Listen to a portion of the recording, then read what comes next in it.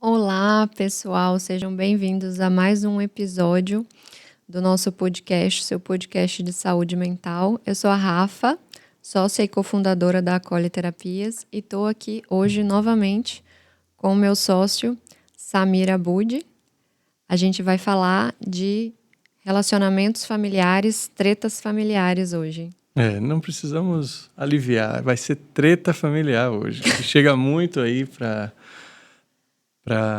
psicólogos, terapeutas, né, para gente também, e intrometidos também, né, que se dão de terapeuta quando houve treta familiar dos amigos e tudo mais, que adaptar como é que a gente lida com isso. Acho que o assunto vai dar muita coisa boa aí para a gente esclarecer. Desde que o mundo é mundo, a gente está lidando com essas questões. Ave Maria, né? Antropologicamente aí nunca parou, de lá para cá. Sim. Pois é, então vai ser um prazer a gente hoje falar desse assunto que a gente sabe que as pessoas elas nos abordam e nos acionam, né, com interesses às vezes em pedir um direcionamento, pedir uma orientação, em perguntar sobre um modo interessante de lidar com dificuldade nos relacionamentos, né, interpessoais, assim, não somente no âmbito familiar propriamente dito, embora hoje a gente tenha delimitado, né, a gente tenha acabado de decidir que a gente vai falar disso aqui. A gente geralmente tenta fazer uma proposta mais improvisada mesmo, sabe? Da gente não ter um script pronto, da gente não definir com antecedência o que é que a gente vai falar, para que possa ser uma coisa fluida. Acho que a gente se dá bem com essa proposta, a gente funciona Funcionamos bem assim. na espontaneidade. Isso. E aí, uma das coisas que eu gostaria de começar puxando em relação a esse assunto, para a gente poder pensar, é um fator comum, é um aspecto comum que me ocorre a cada vez que alguém me faz perguntas sobre como reagir, como lidar com uma determinada situação. O que eu estou chamando de um fator comum? Uma das coisas que eu percebo que mais dificultam das pessoas conseguirem nortear suas condutas, conseguirem orientar seus comportamentos e às vezes buscam opiniões, né, de profissionais ou de outras pessoas para como agir com essas situações, seja lá quais forem, é falta de clareza em relação aos próprios princípios e valores. Percebo que quando eu faço, por exemplo, uma pergunta, né, fulano fez isso comigo, como eu reajo, como eu me posiciono? Quando a gente tem bastante clareza sobre nossos valores, sobre nossos princípios, e aí eu não estou falando de um aspecto moral, eu estou falando de algo que nos rege de acordo com a nossa ética, mas é óbvio que isso precisa passar por um determinado consenso, uma determinada ética social, né? A gente vive em sociedade, é importante que a gente se adeque minimamente e que a gente respeite os limites dos outros, mas é muito comum que essas dúvidas elas surjam por falta de clareza e falta de conhecimento, às vezes de parar para pensar o que é que me norteia, o que é que norteia os meus comportamentos.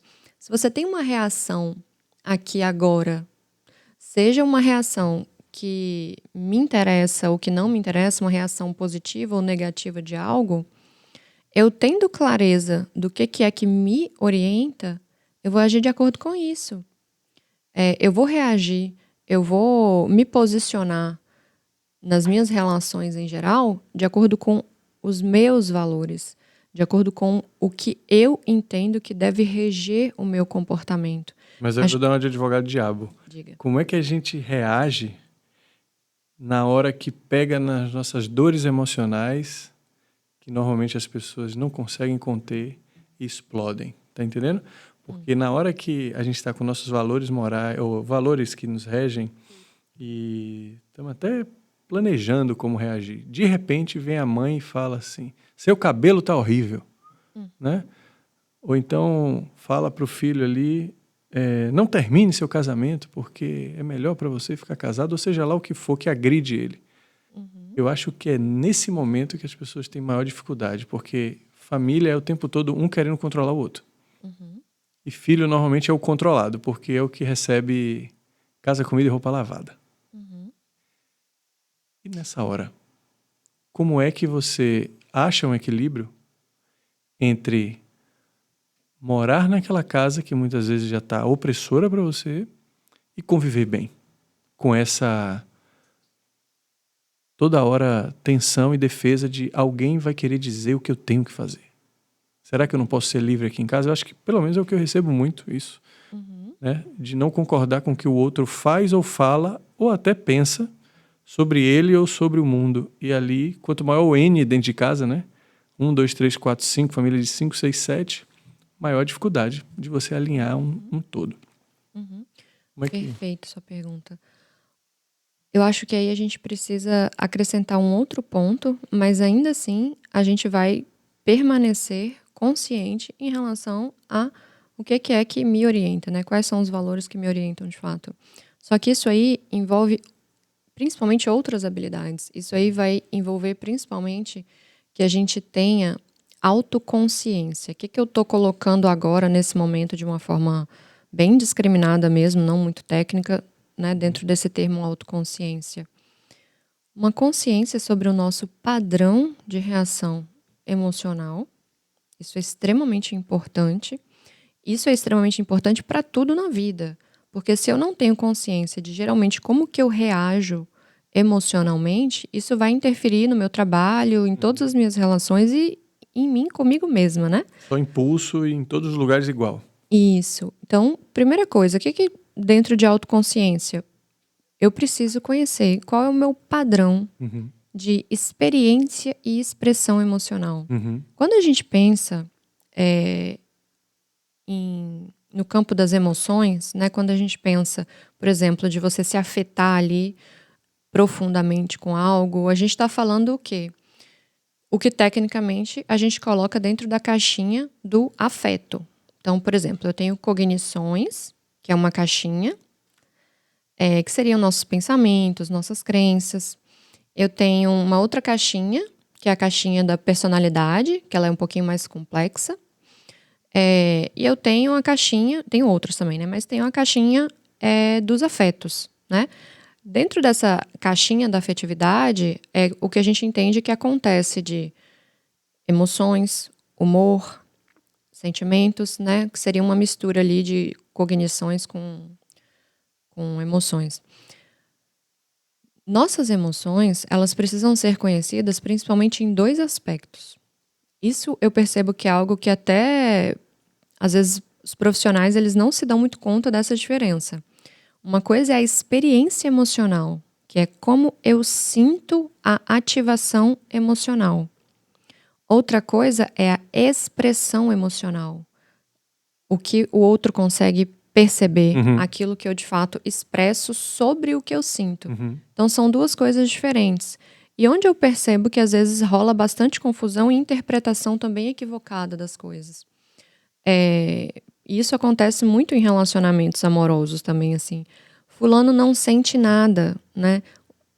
Entre ele não sentir e ele expressar, existe uma diferença, assim. Tem pessoas que têm uma restrição de expressão emocional. Sim. Não Mas são não do sentir, né? Exatamente. Não são pessoas que, por exemplo, choram muito, gritam muito, falam muito, ou têm gestos, seja de, sei lá, uma agressão, ou seja de carinho. Isso tem a ver com a expressão. Entendi. Outra coisa é como que essa pessoa experimenta aquilo. E a gente tem justamente o problema também nessa parte da experiência. Por exemplo, quando a gente fala uma pessoa que tem um transtorno de personalidade narcisista ou antissocial, que não tem empatia. Existe algo ali na própria experiência emocional. Às vezes a expressão, ela aparece de forma distorcida, por exemplo, com uma capacidade de manipulação, né? Mas a gente vai ter ali principalmente um comprometimento da experiência emocional. Por exemplo, daquele sujeito talvez não sentir culpa em uma determinada situação em que outras pessoas sentiriam culpa. Deixa eu ver se eu entendi um negócio. Você falou que todo mundo sente, mas cada um se expressa de uma maneira. E eu estou entendendo aqui que você está falando que a terapia, ela cria um espaço que você precisa ter entre o sentir e o expressar de uma maneira fiel para que a outra pessoa te entenda.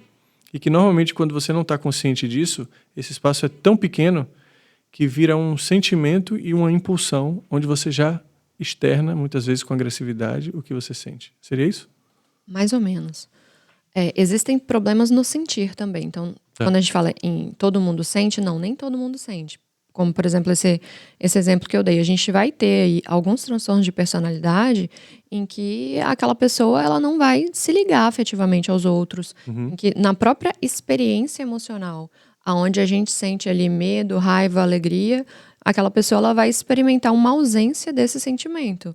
Então, por exemplo, se eu tenho um comportamento socialmente reprovável e em seguida eu começo a ser incomodada por um sentimento de culpa que me constrange, que dói, o fato de eu estar experimentando isso, provavelmente isso pode regular e redirecionar o meu comportamento. Então eu falei, caramba, foi tão ruim a consequência que eu experimentei da minha ação por eu ter ficado aqui incomodada com esse sentimento de culpa, com esse remorso que eu tô sentindo agora, que eu não quero mais fazer isso. Entendi. Aqui não dá pra mim, eu preciso agir de outra forma. Então, isso é algo que inclusive regula, entende? A gente enquanto sociedade. Então, quando eu tava até falando no nosso episódio passado que as emoções elas não são boas ou ruins por si só. Por exemplo, às vezes tem um paciente que chega se queixando de um sentimento absurdo de culpa. E a leitura que a gente... Na família acontece muita culpa, né? Exatamente. A leitura que a gente faz não tem nada de errado com esse sentimento. Esse sentimento ele é totalmente adequado para essa situação. Sim. O que a gente precisa agora é pensar, e aí, o que é que você vai fazer com isso? E o que esse sentimento tá querendo te dizer, né? Isso, exatamente. O que é que esse Pra ele virar educativo, né? Exatamente. A gente tá jogado aqui sem muita clareza de um modus operandi, sabe? Assim, esse negócio, como eu falei no episódio passado, da gente sentir coisas, da gente se afetar. Não é à toa que a gente sente isso. Isso tem função para nós, para os outros, para nossa sobrevivência. Então, uma coisa é a experiência e a expressão, e existem alterações nessas duas possibilidades. Eu posso ter uma alteração da minha experiência emocional e eu posso ter uma alteração da minha expressão emocional. Então, eu posso sentir e amar muito e ser pouco carinhosa, falar pouco sobre isso, expressar pouco. O que acontece na terapia, em geral, é a gente produzir um conhecimento, um autoconhecimento principalmente, sobre os nossos padrões, tanto de experiência quanto de expressão emocional. E esse conhecimento, ele permite essa regulação porque eu não consigo regular e lidar melhor com aquilo que eu não conheço. Entende? Entendi. Beleza, e dentro desse sentir todo, Rafa, me diga aí, o que já chegou mais de treta familiar? O que é mais comum chegar de treta familiar para você aí? Você que atende tanta gente aí durante o dia, pra gente falar de pelo menos umas 10 aqui, né? Porque família tem treta para completar um cardápio inteiro. Tem treta aí de pai com filho, como sempre, ciúme de irmãos. O que chega mais para você assim que você vê? Olha, do que chega mais para mim, pensando numa demanda comum relacionada a tretas familiares, acredito que hoje envolva principalmente questões relacionadas a atenção e bens familiares, assim. Como? Atenção? Atenção dos familiares sim. e bens familiares de uma forma em que é sentida pelos pacientes como algo injusto. Ou Bens, você fala materiais? Bens materiais. A isso. divisão de patrimônio, essas coisas? Isso. Certo. Por exemplo, na minha família existe um direcionamento muito maior de tanto atenção, tanto de afeto, quanto de privilégios, né, para ou um irmão, né, ou... Sim, uma enfim, diferenciação, de afeto. Isso. Preferência. Exatamente. Isso é muito real, né? Isso, determinados privilégios para um e para outro, e isso costuma afetar bastante, né? Eu lido muito... Isso cria muita dor, né? Isso, eu lido muito com casos muito complexos também, assim, na verdade, que eu acho que eu poderia descrever isso como a maior demanda, só que Eu não acho que seja tanto dentro do assunto de hoje, que seria um assunto mais relacionado a tretas, né? Uhum. Mas eu lido muito com situações de violência grave, né? Uhum. Tanto violência física, quanto psicológica, quanto Sim. abuso, assim. Uhum. Então, acabo que provavelmente essa seja Uhum. a demanda principal, assim, né? Pela sua linha de Sim. atendimento. Mas do que eu percebo, assim, principalmente de tretas, filhos com muita dificuldade de lidar com o sentimento de culpa e de dívida em relação aos pais, isso de diferentes formas, Uhum. e muito de dificuldade de se relacionar com a família por perceber privilégios para um e outro, não necessariamente para um irmão, Sim. às vezes, inclusive, para uma outra pessoa que não está nem ali Uhum. consanguineamente relacionado, sabe? Uhum. Eu acho que a gente pode... Pensei em fazer uma coisa aqui que é... Imagina uma família nuclear, né? Pai, mãe, vamos ter um filho. Vamos pensar aí que acontece... As mortes que vão acontecendo ao longo desse caminho, né? Então, nasce um filho, nasce um pai, nasce uma mãe, né? Morre um casal, pelo menos de um aspecto, né? Então, acontece uma ligação muito forte entre a mãe e o filho no primeiro momento, né? Aquele pai fica meio que boiando ali, né? Porque não tem tanta conexão, não tem... ele vira meio que um ajudante, lógico que participa muito, mas é o mínimo que ele faz, né? Em relação à demanda que é da mulher. Ele começa a ser pai mesmo depois de um tempo, né? Onde ele aplica ali tudo que ele pode, que ele aprendeu. E então ali tem uma criança, né, que demanda muita atenção, né? Aquele casal ali de repente começa a não saber lidar com aquilo, não começa a ver que a demanda os cansa, né? Então aí acontece. Mãe que sente falta do marido. Mãe que se sente insegura porque está no puerpério, às vezes o corpo não está mais legal e vê que o marido está mais livre, né, para fazer as atividades dele, começa a gerar um certo tipo de ciúme. O marido começa a ver que a mãe fica demais com o filho, se a mãe é muito protetora. Então fica, agora você só quer saber desse filho, né, você não quer saber de mim. E então assim, ó, já de cara, galera, nesse primeiro momento, você já precisa de terapia. Porque você não aprendeu a se relacionar com essa pessoa, o seu companheiro ou companheira, quando chega uma pessoa. Às vezes já é difícil se relacionar, não tendo ninguém, né? Imagina quando nasce uma outra pessoa para você entre aquele casal, né? Então já nasce uma demanda ali. Quando nasce um segundo filho, né? Aí que a treta vira de verdade mesmo, porque aquele irmão que até então imaginava, aquele filho que imaginava que ele era sozinho e o rei, ele vê, opa, minha mãe também ama uma outra pessoa. Meu pai também ama uma outra pessoa. Porque ele já sente isso quando ele vê que a mãe ama um pai também. Né? Falando aqui de família nuclear mais uma vez.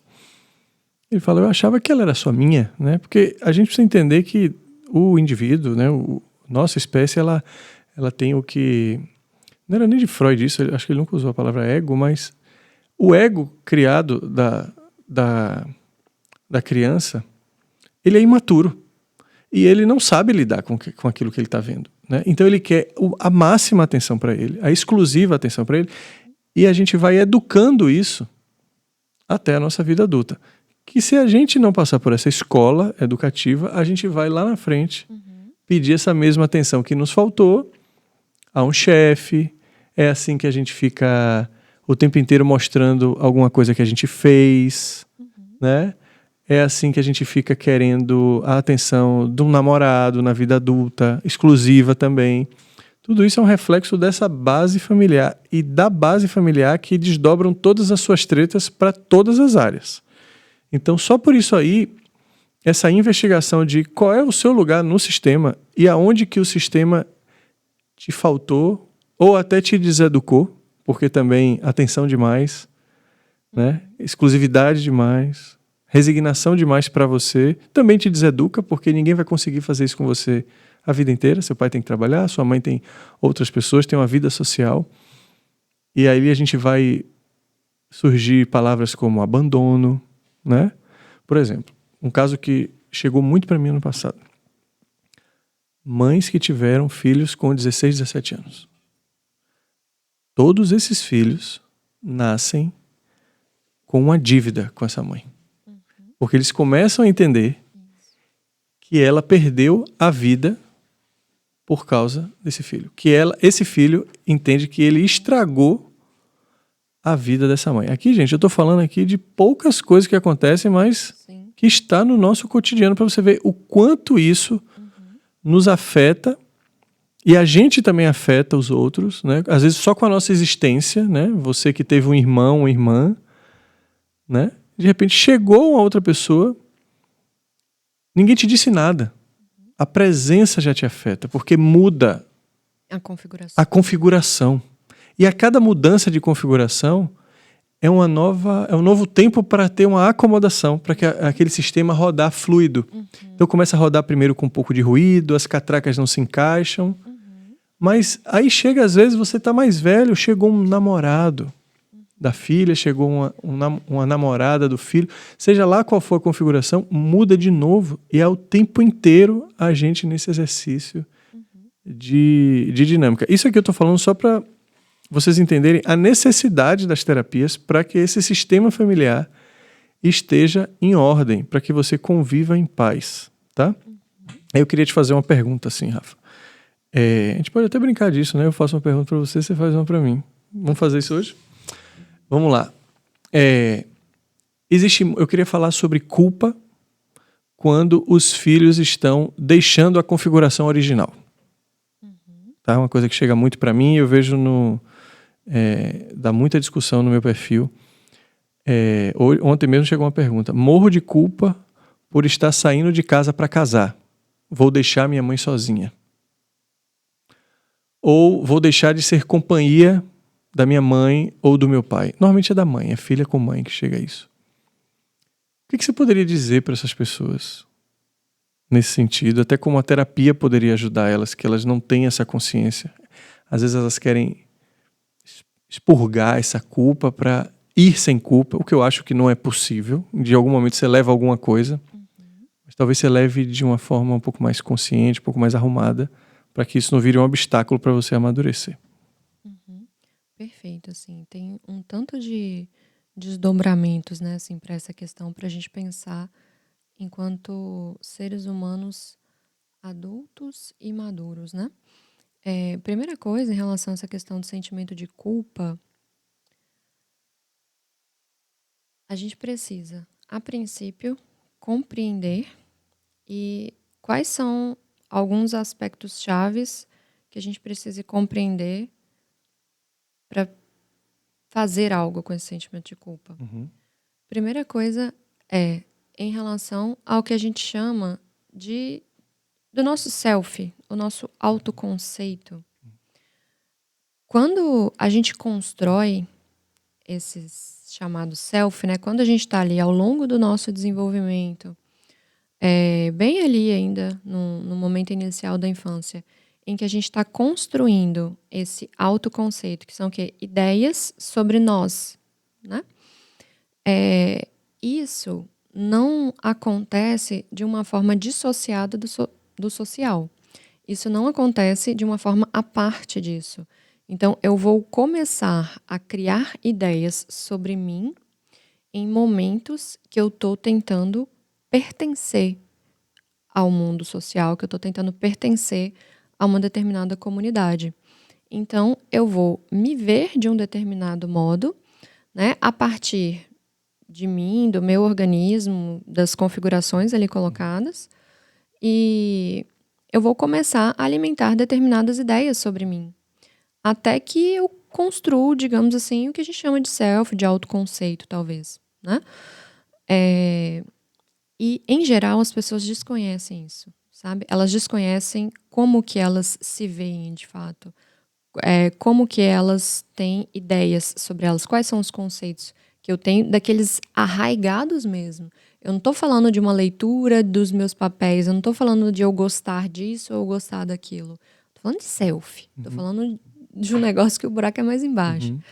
Então, primeiro, esse conhecimento, ele é a base de tudo e ele é extremamente revelador para tudo que a gente sente e experiencia nas nossas relações. Por quê? Se eu tenho, por exemplo, de mim mesmo, uma ideia de que eu sou inadequada e de que, por isso, as pessoas em geral vão me rejeitar, esse sentimento, que é o quê? Conjunto de pensamento e emoção. Esse sentimento, ele vai aparecer no âmbito da minha família, no meu trabalho, enfim. E quando acontece alguma coisa ali nesse seio familiar e eu me afeto, eu tenho ali alguma reação emocional importante, isso pode estar dizendo, talvez, dessa ideia ter sido tocada, dessa ideia que eu carrego de mim mesmo ter emergido ali. Então, primeira coisa é, se a gente não conhece esse básico que não é tão Essa básico linguagem que a assim, gente lê o mundo, né? isso, de nós, se eu não sei, eu sei que eu já me sinto assim e mais uma vez eu tô me sentindo assim. O quanto isso é propício ou não para o que eu tô vivendo, o quanto tem do outro e o quanto tem de mim nessa minha afetação aqui agora. Então, esse é um conhecimento que limpa um pouco as nossas lentes para a gente poder compreender esses embaraços que a gente sente no âmbito afetivo nas nossas relações familiares. É um profissional de saúde mental que dá essa leitura de self, é isso? Para a pessoa? Ele auxilia essa pessoa a, justamente a partir das informações que a pessoa traz, ele ajuda a pessoa a decodificar isso. Certo. Né? E identificar no seu dia a dia. Isso. Com isso em mãos, né? Exatamente. Em Fala, que tô momento lendo que isso aqui, ó. é tocado, exatamente. Tá. Então, assim, por exemplo, quando você fala de um sentimento de culpa importante, se isso é algo que aparece de uma forma tão extensa, tão padronizada, tem alguma coisa a ver com isso aí, né? E quando a gente compreende isso, a gente, por exemplo, numa situação, eu tô precisando, tô querendo sair de casa, tô querendo ir estudar no exterior, mas quem é que vai cuidar da minha família? Eu acho que, minha mãe vai sofrer, né? E eu tô com um sentimento de culpa que eu não tô conseguindo lidar. Tô, de fato, afetado por isso. Primeira coisa geralmente isso é muito mais sobre nós do que sobre o outro, né? Então, assim, primeiro ponto isso, desse tipo de autoconhecimento, isso geralmente liberta por si só, porque a gente já consegue compreender. Se isso diz mais de mim do que do outro, então a própria culpa aí, às vezes, ela já começa a ser mitigada, porque a pessoa já percebe que talvez o efeito pro outro pode ser um efeito super interessante. Segundo ponto, que eu acho super importante a gente pensar sobre isso, é a ideia que a gente tem de cuidado e bem-estar. Não tem nada mais inibidor do desenvolvimento, não tem nada que atrapalha mais o desenvolvimento de alguém do que receber ajuda demais.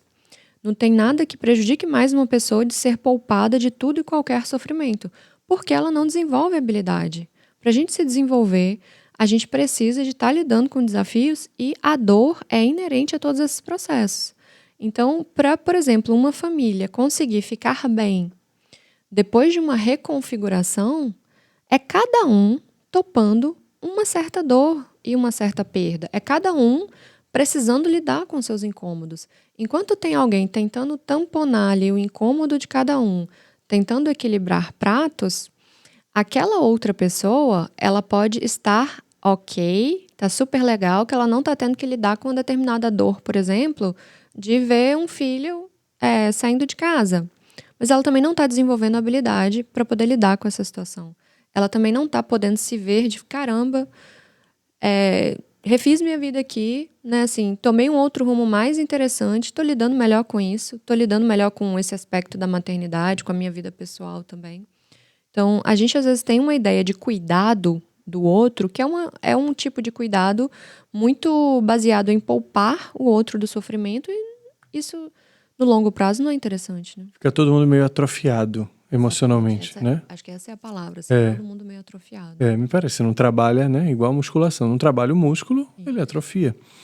E eu acho que o que deixa a gente exausto, que eu percebo, é tentar evitar o sofrimento do outro a qualquer custo. Isso exaure, porque o sofrimento, você não precisa ir até ele vem até você. Exatamente. Né? A vida, ela já se encarrega disso. Ela já se encarrega. Então, acontece que quando eu acho que as pessoas percebem isso, que isso vai chegar, tipo assim, vai chegar o momento que eu vou sair de casa, vai chegar o momento que minha mãe vai sentir falta, vai chegar o momento que, às vezes, o meu pai, né, pode esperar alguma coisa de mim e eu não conseguir suprir. As pessoas morrem, né? Ou seja, a morte talvez seja a maior certeza disso, né? Que não vai adiantar por maior trabalho que a gente tenha. Só que as pessoas falam assim, mas quando a morte chegar, aí não tem jeito, né? Mas isso aqui de evitar eu ir para o exterior, de viver a minha vida, de casar, isso tem jeito. Eu posso não fazer isso e eu posso evitar. E isso fica soando como se fosse uma coisa boa. Então, por exemplo, eu vejo mães que os filhos se separam. Eu passei por isso agora, vi uma mãe comentando isso. E aí ele voltou para casa. E ela tava no maior orgulho, falando assim, lugar de filho é dentro de casa com a mãe. Ela gritando assim, sabe? Com bastante ênfase. Você vê ali uma dor, que essa dor é de quando? De quando ele saiu, né? E às vezes ele ficou 10, 15, 20 anos. A vida dele se separou, tá triste, tá querendo sair de novo. E agora ela tá querendo, assim, ó, eu acho que dessa vez eu consigo prender. Sabe? Por quê? Porque a verdade é que ela só tá pensando nela, né? A gente não pensa muito no desenvolvimento do outro, né? Então, eu acho que essa primeira consciência, assim, quando eu vi, eu lembro que eu fui pra Austrália, meu pai tava, primeira vez que eu vi ele chorar, chorando no aeroporto, porque eu tava indo. Eu falei, pô, mas o que tá acontecendo? Ele falou, cara, eu acho que você não vai voltar. Ele falou assim pra mim. Eu falei, mas eu achei que você tava torcendo por mim, né? Eu pensando dentro de mim, não falei isso pra ele.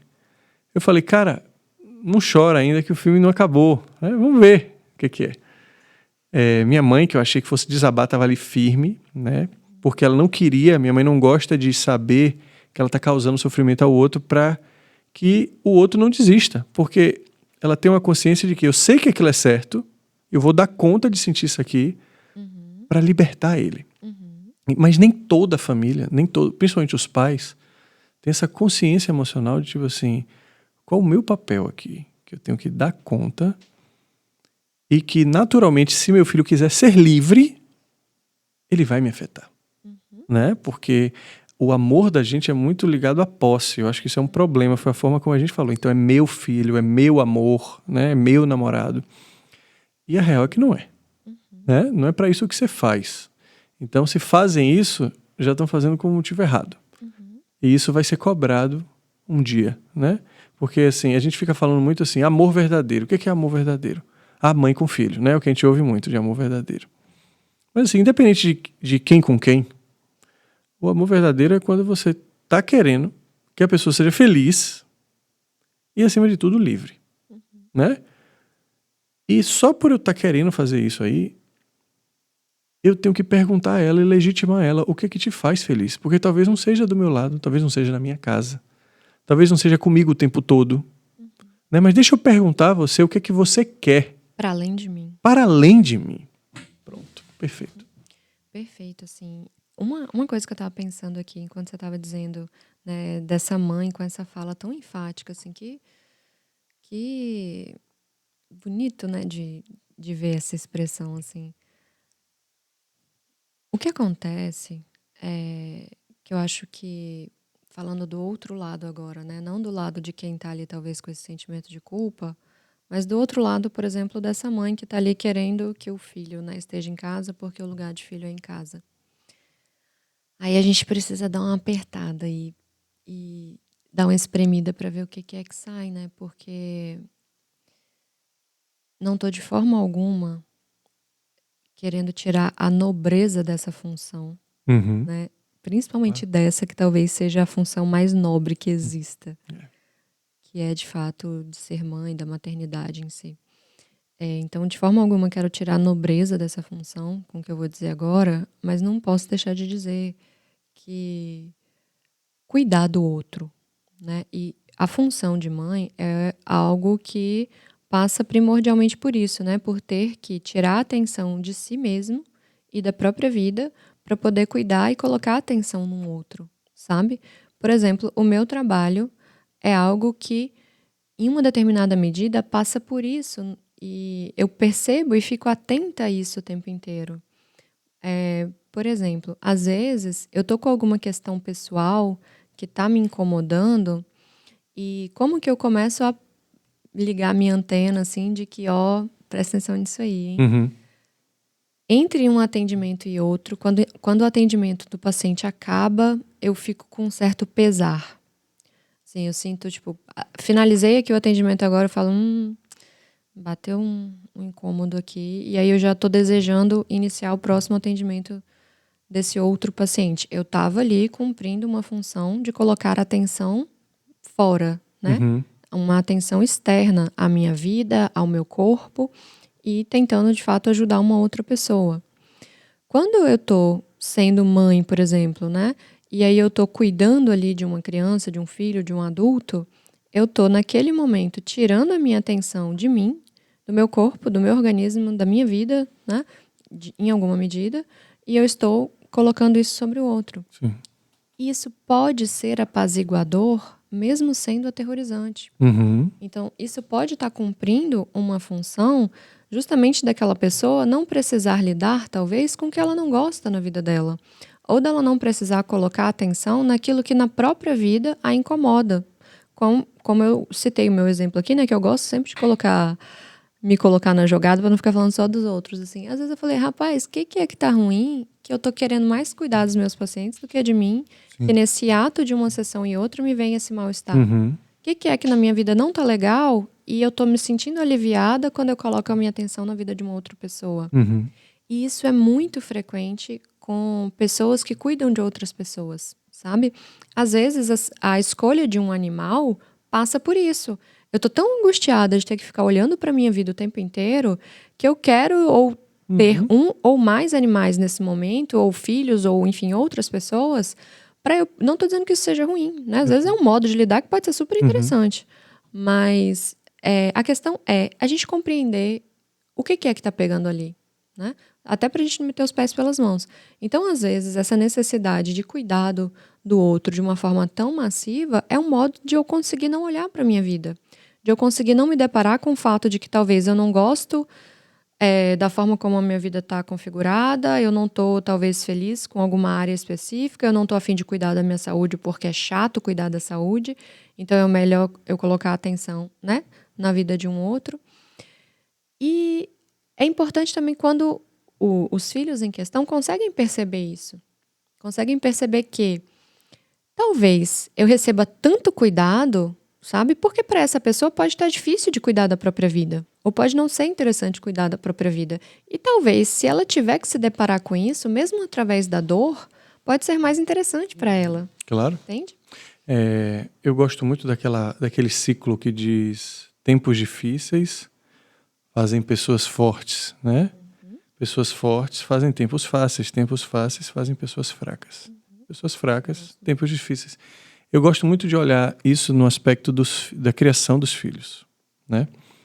Porque a maioria dos filósofos tentou avaliar a humanidade e criar uma moral universal, né? Eles pensavam, né? Isso veio muito no século XVI, XVII, que, poxa, se a gente já estudou a natureza e viu que se eu pegar essa caneca aqui e jogar, abrir e para ela cair no chão, ela vai cair no chão igualzinha a cair lá no Japão. Ou seja, somos iguais. Do mesmo jeito que no universo tem coisas que são universais, né? Gerais, que servem para todos e se aplicam em qualquer lugar, deve haver uma moral, uma forma de ser, de escolher, uma ética para todos os seres humanos, porque nós somos semelhantes. Eu sou contra isso, né? E nenhum filósofo conseguiu fazer isso na humanidade, né? Ser pontual em Salvador nunca será possível. Mas na Alemanha, você não precisa nem falar sobre isso, né? Então, essa singularidade do ser, ela precisa ser levada em consideração. Porém, quando você fala de algumas coisas, como, por exemplo, a criação de filhos, se você está bastante consciente agora de dizer assim, o que você quer para seu filho? Para além do senso comum, no sentido de eu quero que ele seja um bom profissional. Eu não estou falando disso. Eu quero que ele tenha um apartamento. Não, estou falando de coisas um pouco mais profundas e que você sabe que ele vai ser uma pessoa que vai conseguir se sustentar no mundo, no sentido emocional e em todos os aspectos, né? Que é o quê? Poxa, eu acabei de ter uma filha, minha filha tem 40 dias, né? Quando eu olho para ela, eu tenho uma intenção para ela, que é muito além do meu sonho. Eu desejo que ela seja uma pessoa madura, eu desejo que ela seja uma pessoa responsável, eu desejo que ela seja uma pessoa equilibrada emocionalmente. Eu desejo que ela seja em algum momento independente, né? Entendendo que ela não vai ser durante muito tempo, por falta de opção. Mas entendo que essas coisas fazem bem para ela. Eu quero que aconteça algo que a vida vai trazer para ela e que ela não desmorone e que ela seja capaz de sustentar o sofrimento que vai chegar para ela. Ela possa Eu acho que desenvolver essas habilidades. isso, eu acho que todo mundo deseja isso para um filho, tá? O resto é só preocupação do seu próprio medo. Se você tem um problema muito com escassez, você só quer que seu filho, eu desejo que ele seja um concursado do Ministério Público, do Banco do Brasil, sei lá o que for. Aí a gente vai ficar numa discussão muito rasa. Né? Então, concordando com tudo isso, eu gosto de fazer sempre uma pergunta assim: o que você quer que ele colha? É muito diferente do que você quer que ele faça. Porque se você quer que ele colha isso que eu acabei de falar, naturalmente você acaba entendendo perfeitamente, você recebe automaticamente uma lista de coisas que você tem que fazer para que ele colha isso junto com você. Né? Então, se eu quero que ele seja independente, eu não posso abrir mão de que ele lave um prato dentro de casa. Se eu quero que ele seja responsável, né, eu não posso abrir mão de que ele entenda que ele tem uma responsabilidade mínima, que é ambiental, de jogar a comida dele no lixo separadamente. Se eu quero que ele seja maduro, né, eu vou colocar ele para participar de determinadas conversas, né, mesmo ele ainda não tendo uma independência de estar fora da minha casa, mas dentro da nossa casa vai ter responsabilidade com finanças, com alimento, com desperdício, com determinadas coisas que eu não posso deixar ele alheio porque ele é criança, ele não tem maturidade, ele não é adolescente. Assim como, futuramente, eu não posso, porque é difícil estagiar, pegar trânsito de 1h30, fazer as coisas que a minha geração fez, mas começou a deixar de fazer, mas a geração dos nossos pais fez muito, porque é difícil, porque é sofrido, porque é muito duro. Entendendo que a gente chegou onde chegou justamente por passar por isso. Então, se você tem orgulho de si, né, deixe ele passar também, porque senão você está privando ele de passar pelo amadurecimento que você passou. Entendendo que se você tira ele, você tira as ferramentas. Você tira o sofrimento, talvez, físico, mas você não tira o sofrimento emocional da consequência que essa ausência vai trazer para ele futuramente. E isso para mim é amor. Porque às vezes a gente fica nessa coisa de amor, é não fazer ele sofrer. Mas desde o início, nós estamos amando, fazendo às vezes o filho chorar. Por exemplo, 2 anos de idade. Se você deixar aqui um veneno, ele vai pegar o veneno e vai botar na boca. E naturalmente, se eu tirar o veneno da mão dele, e para ele é só um objeto, ele vai chorar. Sim. Porque tá um veneno ali, tá um carrinho, dá no mesmo. Mas eu cuidei dele. Né? Então, esse negócio de evitar o sofrimento a qualquer custo e fazer a outra pessoa sorrir é tudo, menos amor. Isso a gente precisa ter consciência, tá? Sim. Pais novos ou antigos, ainda dá tempo sempre de entender que, ok, eu passei por isso e me tornei uma pessoa melhor, ele também vai passar, e se eu não gosto de ver isso, eu preciso me trabalhar para dar conta de ver isso acontecer alegremente, entendendo que isso aqui não é um trade de curto prazo emocional, que é uma coisa que é um fortalecimento, que ninguém fica forte na academia no primeiro dia, ninguém fica rico no primeiro salário e também ninguém se amadurece emocionalmente no primeiro ou no segundo sofrimento. Né? No primeiro namorado a gente acha que a gente vai morrer quando termina. Já no terceiro ou quarto a gente acha, ok, é só mais um. Exatamente, assim, penso que agora, nesse momento em que a gente acabou de passar por uma pandemia que nos mostrou o quanto que a gente não é dono do jogo, o quanto que a gente não consegue, talvez, sempre nos munir do que a gente entende que são os recursos necessários, acho que é um momento para a gente refletir sobre isso. Quando a gente pensa em dar tudo para um filho, em poupá-lo do sofrimento, em poupar, dar bens, né, dar, enfim, seja lá o recurso que ele precise, para que ele não precise lidar com o sofrimento, é importante a gente se lembrar de que a vida que é a dona do jogo, né? E não necessariamente o que eu estou entendendo que é um recurso que ele precisa é, de fato, o que vai fazer com que ele se mantenha aí, não só sobrevivendo, mas vivendo, né? também ao longo da vida.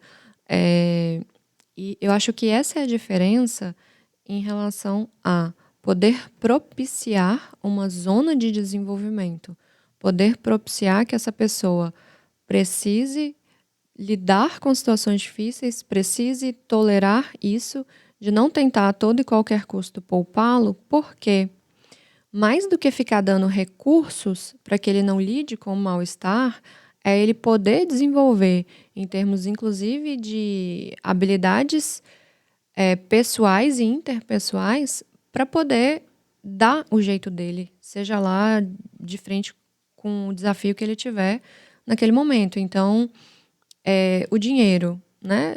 A quantidade de coisas que podem acontecer para uma pessoa não conseguir se manter bem financeiramente ao longo da vida é tão gigantesca, mas se essa pessoa minimamente tiver maturidade para lidar com isso e saber produzir, né? Mais do que só saber necessariamente utilizar ou enfim, mas saber de fato como poder criar possibilidades, talvez, de se manter, de prosperar financeiramente, em termos de lidar com sofrimentos emocionais, em termos de lidar com dores. Não de eu estar ali o tempo inteiro, não permitindo que aquela pessoa experimente solidão. Mas que, quando ela for precisar experimentar a solidão, ela minimamente esteja preparada para isso, porque ela foi, né, ao longo da vida, precisando se deparar com essa realidade, de que vai ter que lidar com momentos de estar só, vai ter que lidar com momentos de você se questionar se você tem, talvez, ou não, algum amparo. Isso pode ser extremamente mobilizador, inclusive para o próprio desenvolvimento de habilidades. Então, você formar uma pessoa para que ela consiga se virar, mais do que você, de fato, encher ou entupir ela de recursos, seja materiais ou imateriais. Essa semana, para dar um exemplo prático, né, a minha enteada vai fazer 12 anos e ela está começando a ir com os coleguinhas para o cinema, né? E às vezes a gente tem que dar um dinheiro para ela comer, para o ingresso às vezes a gente compra online e tal. E eu falei, poxa, eu peguei e fiz um cartão de crédito para ela. Eu falei, olha só, esse cartão de crédito é para você, quando você for sair com seus colegas, você comprar seu ingresso, você comprar sua comida, né? E tal. E aí, ontem, eu falei, quando é que chega a fatura do seu cartão? Ela, o que é fatura? Eu falei, fatura é o resumo das compras que você fez no cartão. Isso chega, né? Ou você acha que esse dinheiro paga como? O cartão vai aceitando? Quem é que está pagando isso aí? Ela falou, não sei. Eu falei, pronto. Então, aí vamos perguntar à sua mãe. A mãe falou, é dia 5. Eu falei, pronto. Ó, todo dia 5 do mês, né? Qual é o próximo dia 5? Ela falou, 5 de fevereiro. Então, a fatura normalmente chega uns 10 dias antes. Sua mãe vai mandar para o seu e-mail, que ela já tem e-mail da escola, e aí você vai vir até a gente para dizer o que foi que você gastou, para ver quanto é. Aí, esse dinheiro vai ser da sua mesada, porque a gente começou a dar uma mesada para ela de um valor por semana, onde ela não usou durante muito tempo e acumulou. Eu falei, toda vez a gente vai descontar. E a gente separou o que é pago por nós e o que é pago pela mesada. Tipo assim, ó, o cinema eu pago. A comida que você vai ter também a gente paga, né? Mas se você quiser tomar, por exemplo, na sobremesa que a gente vai para um clube aqui em Salvador, ela quer um sorvete, beleza. Se você quiser 2, o segundo já é da mesada dela. Depois disso ela foi numa loja de maquiagem um dia e falou, ai mãe, ligou, quero muito comprar um perfume. A mãe falou, tudo bem, mas esse é da sua mesada, porque o perfume não é para você ter uma subsistência, tá entendendo? É um extra. Então ela está começando a ter contato do que é supérfluo e do que é necessidade. Sim. Porque só de você colocar em contato, né? Eu poderia muito bem chegar assim e falar, só passar aqui, digita 100, acabou. E começar a experimentar uma limitação, né? Exato, eu ia perder uma grande oportunidade de educação a todo momento. Sim. Sabe? E experimentando ali justamente esse processo de perdas e ganhos. Claro. Né? Eu falei, a gente vai fazer uma viagem em setembro, por exemplo. Falei, você já pode juntar aqui para a viagem, para o que você quer gastar lá, você vai querer comprar coisa. Então, se chegar lá, esse dinheiro é da sua mesada, que você pode ir juntando. Se você não juntar lá, você vai ver talvez sua irmã comprando uma coisa que tem 5 anos, que eu não vou dar a mesada para ela, mas lá a gente vai dar o dinheiro para ela, e você não vai ter. Porque a vida ela vai te mostrar limites o tempo inteiro. Né? E se você não vê o limite em casa, você não vai aceitar o limite fora. Perfeito. Sabe? A pessoa que acha que é infinito em casa e suas vontades são atendidas é a mesma que quando vê o incômodo num trabalho, acha que o chefe é chato e quer ir embora. E hoje você já está vendo crianças que fazem 10 esportes, mas não ficam em nenhum. Porque tem hora que o esporte é tédio, é repetição. Assim como jovens no trabalho, no estágio hoje, é muito líquido, né? Bauman falava muito isso.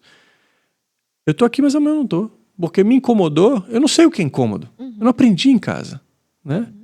O incômodo não é... Você não está dando um sofrimento para ele. Você está dando uma dose de realidade, né? Que é uma dose que ele vai receber de forma cavalar quando ele sair de casa. E aí, se ele não está preparado, é igual que você nunca tomou tequila. Já tomou tequila? Já. A primeira vez é terrível. Porque você não está preparado. Aí, de repente, chega um amigo você fala, vamos tomar 2 doses desse negócio aqui. Rapaz, foi a pior coisa que aconteceu na minha vida, porque eu nunca tinha nem cheirado aquele negócio. Eu não faço ideia de como é que foi, porque já devia não estar muito bem. Pois é. E normalmente você tem um apagão desse, entendeu? Porque o seu corpo tá assim, ó, o que foi que você fez comigo, né? É a mesma coisa da realidade. Você sai de casa e fala, o que é isso aqui que eu não tô vendo? Isso é a história de Buda, né? Sim. Um privilegiado, depois a gente pode falar dele. Eu estava tendo uma conversa esses dias com meu irmão, que tem tudo a ver com o que a gente está falando aqui. Meu irmão, ele tem um curso para vestibulantes de medicina, que é referência no Espírito Santo, né? Medicina me interessa. E ele estava me pedindo, assim, uma ajuda para pensar sobre algumas questões de pais que chegam até ele para poder lidar com algumas dificuldades que estão tendo com os filhos nesses processos, assim, né? E a gente estava falando exatamente desse ponto aqui em relação a isso de permitir ou não permitir que eles lidem com a dor. E o que a gente percebeu? Que, inclusive, isso chega muito para mim também no consultório, antes mais, porque eu até atendia mais adolescentes, hoje já não tanto, assim. Mas ainda atendo muito o público dele também, que estão ali com seus em torno de 20 anos. E o que em geral, ele recebe sendo uma demanda dos pais, né, em ajuda para lidar com os problemas dos filhos? Eles querem que o filho seja aprovado, né, no vestibular de medicina, quer que o filho tenha o desempenho que ele precise ter, que ele não reprove, que ele não fique mais um ano no cursinho. E aí eles tentam, a todo e qualquer custo, promover e prover o que aquele filho precisa, né, em termos de recurso, para que ele alcance esse resultado.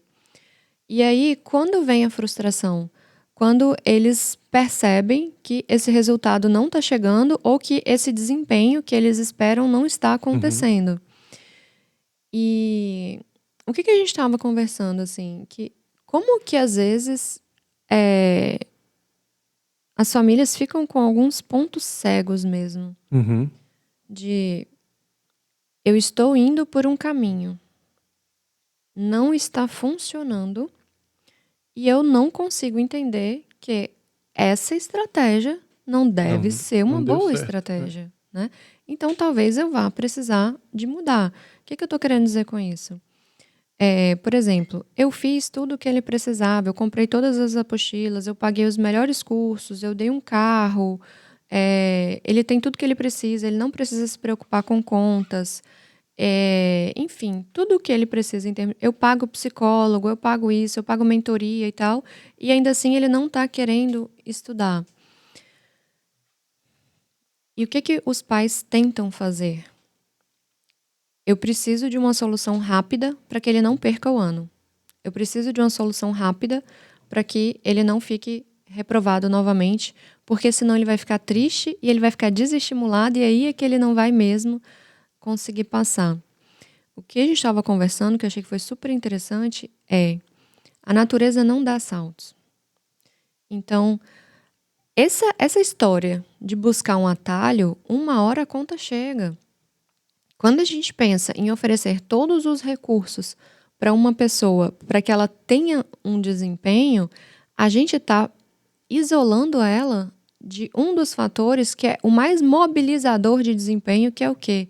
a dor, a necessidade, a A fome, exatamente. Quem aprende a cozinhar é quem está com fome. Exatamente. Então, o que eu acho importante até de dizer aqui, para que as pessoas entendam, o que vai modulando nossos comportamentos são as consequências. Então, se eu preciso colocar um esforço X e eu não tenho consequências que sejam significativas para modular o meu comportamento, eu vou pela via do que é econômico e do que é prazeroso. Não faz sentido eu começar a envolver um dispêndio alto de energia, sendo que tá tudo bem, eu tô com o carro do ano, eu tô com minhas contas pagas, eu tô com tudo que eu preciso, eu tô sendo amado pra caramba, né? Porque eu tô vendo que tá todo mundo só cuidando da minha vida o tempo todo. Então não tá me faltando nada. Eu vou despender energia pra quê? E aí, onde é que mora o problema? Que os pais vêm com o seguinte ponto. Cara, mas eu não posso deixar ele reprovar. Porque isso envolve custos altos, né, financeiros. Mas eu não posso, talvez, pagar para ver. Então, assim, eu sei que ele Ele pode precisa. ficar traumatizado, vai perder os coleguinhas. Né? Eu sei que ele precisa de maturidade, eu sei que ele precisa de lidar com problemas. Mas o custo disso agora é muito alto, né? Então, se eu não fizer tal coisa, ele se atrasa todo santo dia. Eu não posso ficar deixando ele se atrasar. Então, assim, não dá pra gente esperar que ele tenha uma performance se ele não está precisando lidar com a necessidade de desenvolver realmente essa performance, porque você está fazendo para ele. O Everson trabalha com ele. Tem uma história com ele que o pai dele era meu encarregado na engenharia. E um dia o pai dele chegou para mim, Edson Santos, falou assim: poxa, queria botar meu filho aqui, ele fez 18 anos, queria que ele entrasse na equipe para ele aprender elétrica, porque o pai dele era eletricista e virou encarregado de elétrica. Eu falei: ó, Edson, eu não gosto dessa coisa de botar pai com filho, porque, poxa, na hora de você ter que tratar ele, você vai tratar com forma diferenciada para os seus funcionários e esse privilégio pode fazer com que você perca a sua equipe. Você está disposto a isso porque eu vou te responsabilizar. Eu não vou aceitar privilégio aqui porque é seu filho. Ele falou: Samir, pode confiar em mim. Ele vai ser tratado igual aos outros. Falei: beleza, confio em você. E aí eu comecei a ir para as reuniões de equipe dele, comecei a ficar mais próximo para ver o que ele estava fazendo, se ele estava fazendo o prometido. E aí aconteceu um dia, porque todo dia na engenharia você entra numa obra e você vê equipes de 25 a 30 reunidas com o encarregado para dar as diretrizes do dia. Meio que traçar o plano, bate palma, faz uma oração, vai embora. E aí eu estava ali esperando e percebi que o filho dele não estava na reunião. E aí, de repente, no final da reunião, o filho chegou atrasado. Everson. E aí eu fiquei olhando para ele. Aí ele olhou pro filho dele e falou: bom dia. Isso é hora de chegar na obra? E aí eu fiquei olhando, né? E aí ele falou: hoje eu me atrasei por causa do transporte, que não sei o quê. Deu uma desculpa assim. Ele falou: beleza, pode bater seu cartão e vá para casa, você perdeu seu dia. Cara, aquilo ali me deixou tão satisfeito. E hoje ele é o cara que é, né? Sim, ótimo. Trabalha na nossa equipe hoje, da Cole aqui, né? Faz uma coisa completamente diferente, mas passou por um processo de amadurecimento que veio de uma pessoa que tinha sentimento por ele, que tinha afeto por ele. Estabeleceu consequência e permitiu que ele lidasse com a consequência. Exato. Flávia adora falar essa palavra lá em casa. Falou: sabe o que é isso? Consequência. Você não quis? Consequência. Ela fala muito. Porque o tempo inteiro você tem que precificar o mundo. Você tem que precificar suas ações. Até que ponto isso vale a pena? O que pior pode me acontecer? E sabe o que está acontecendo que eu estou vendo, Rafa? Filhos estão despertando depois numa terapia. E quando percebe que os pais não deram as ferramentas onde a consequência seria às vezes uma dor, um sofrimento, mas que traria desenvolvimento, eles estão culpando os pais. Exatamente. E os pais estão justificando que era por amor. Rapaz, aí que é treta de verdade que está acontecendo.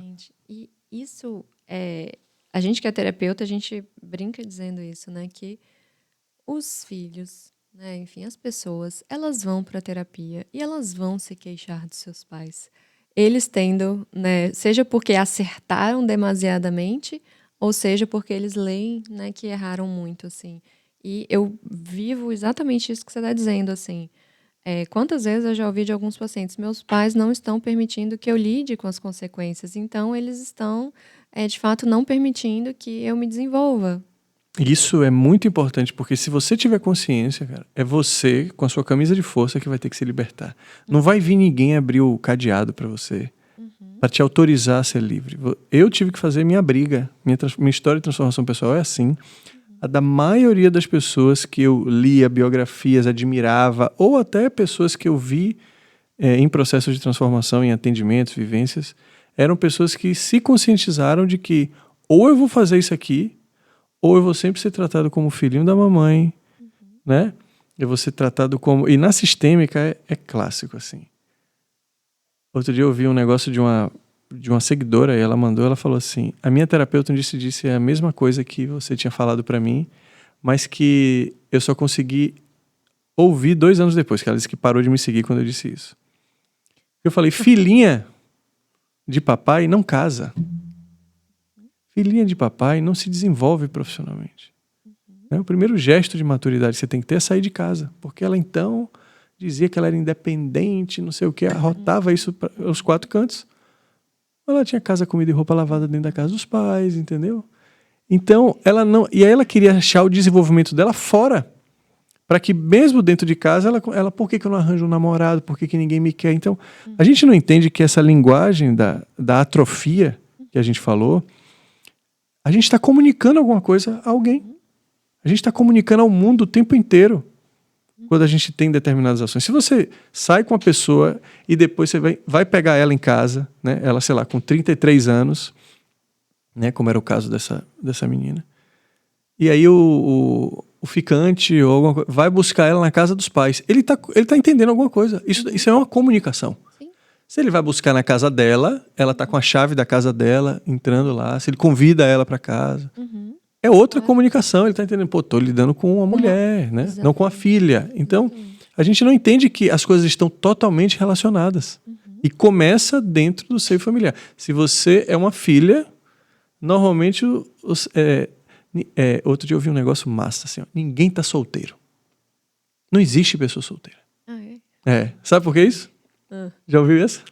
Não existe. Você tá solteiro? Porque não existe pessoa solteira. Você está casada com alguém. A filhinha está casada com o pai. O filhinho está casado com a mãe. Isso para falar dos aspectos mais tradicionais. Mas você está casado com algum processo seu que não te liberta para que você seja exatamente livre, como você diz que é, para se relacionar com alguém.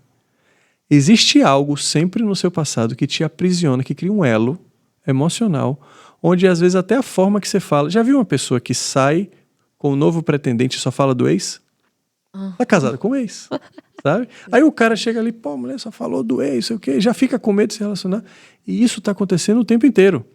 2 pessoas que começam a se relacionar, que se unem pela dor de cada um viver uma separação. Saem para jantar, um só fica falando mal do ex... com o outro, e aí ficam dizendo, nossa, como a nossa história é parecida, nossa, como eles se parecem. Aí falam mal deles a noite inteira, se sentem bem, tomam um vinho e transam. Achei o amor da minha vida. Exatamente. Né? Não, só alguém para que... Perpetuando ali, né? Entendeu? Mas foram para casa casados. Entendi. Não me pergunta, só ir no banheiro aqui, tá? rapidinho. Mas vá continuando aí, que já que é gravado, você aperta o stop aí, tá? Mas eu vou te fazer uma pergunta antes de sair.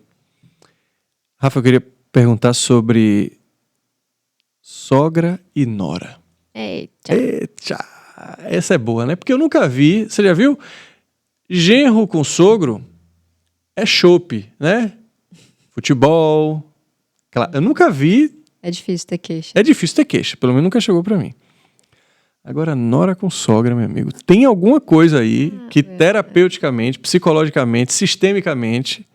antropologicamente, é isso aí, precisa ser desvendado para a gente entender por que esse karma continua perpetuando. Como é que é essa dinâmica aí, Rafa? Como é que a gente resolve isso aí, essa treta? Essa é uma treta... essa é uma treta de longa data. Longa data. Persistente.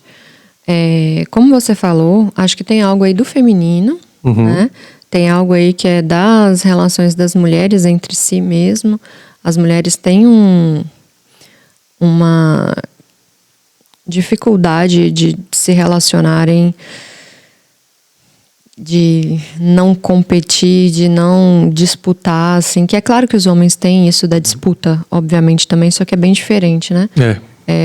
E as mulheres, em geral, elas têm muito isso de ataque, sabe? De uma... Desqualificar a outra, né? De se atacarem bastante, assim. Engraçado, só fazendo um adendo aqui. Eu tenho percebido como que aqui em Salvador eu me surpreendo com isso, porque eu vejo isso aqui de uma forma muito menor do que em outros lugares. Mas no Sudeste, assim, isso era muito nítido. Então, aqui eu percebo as mulheres, né, não só as mulheres, os homens também, acho que isso é bem daqui mesmo, mas isso aqui ainda eu percebo com... Tá mais atenuado do que de fato em outros lugares, e eu falo, caramba, como que eu tô me surpreendendo com uma coisa que é relativamente tão simples, né? Olha só, como que eu não estou acostumada a ver esse tipo de laço se estabelecendo. E acho que tem, então, né, pra gente começar a falar sobre isso, algo que é do feminino, assim, que é próprio das relações das mulheres mesmo.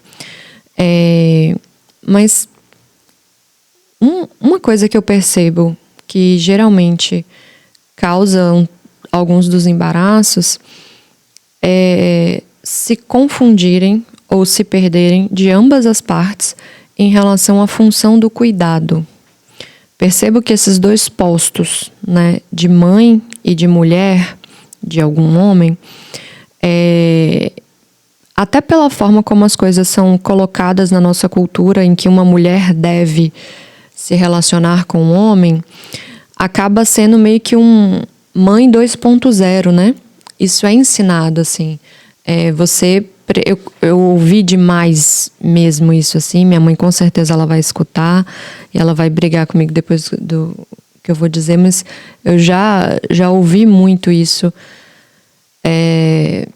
de ter que fazer tal coisa.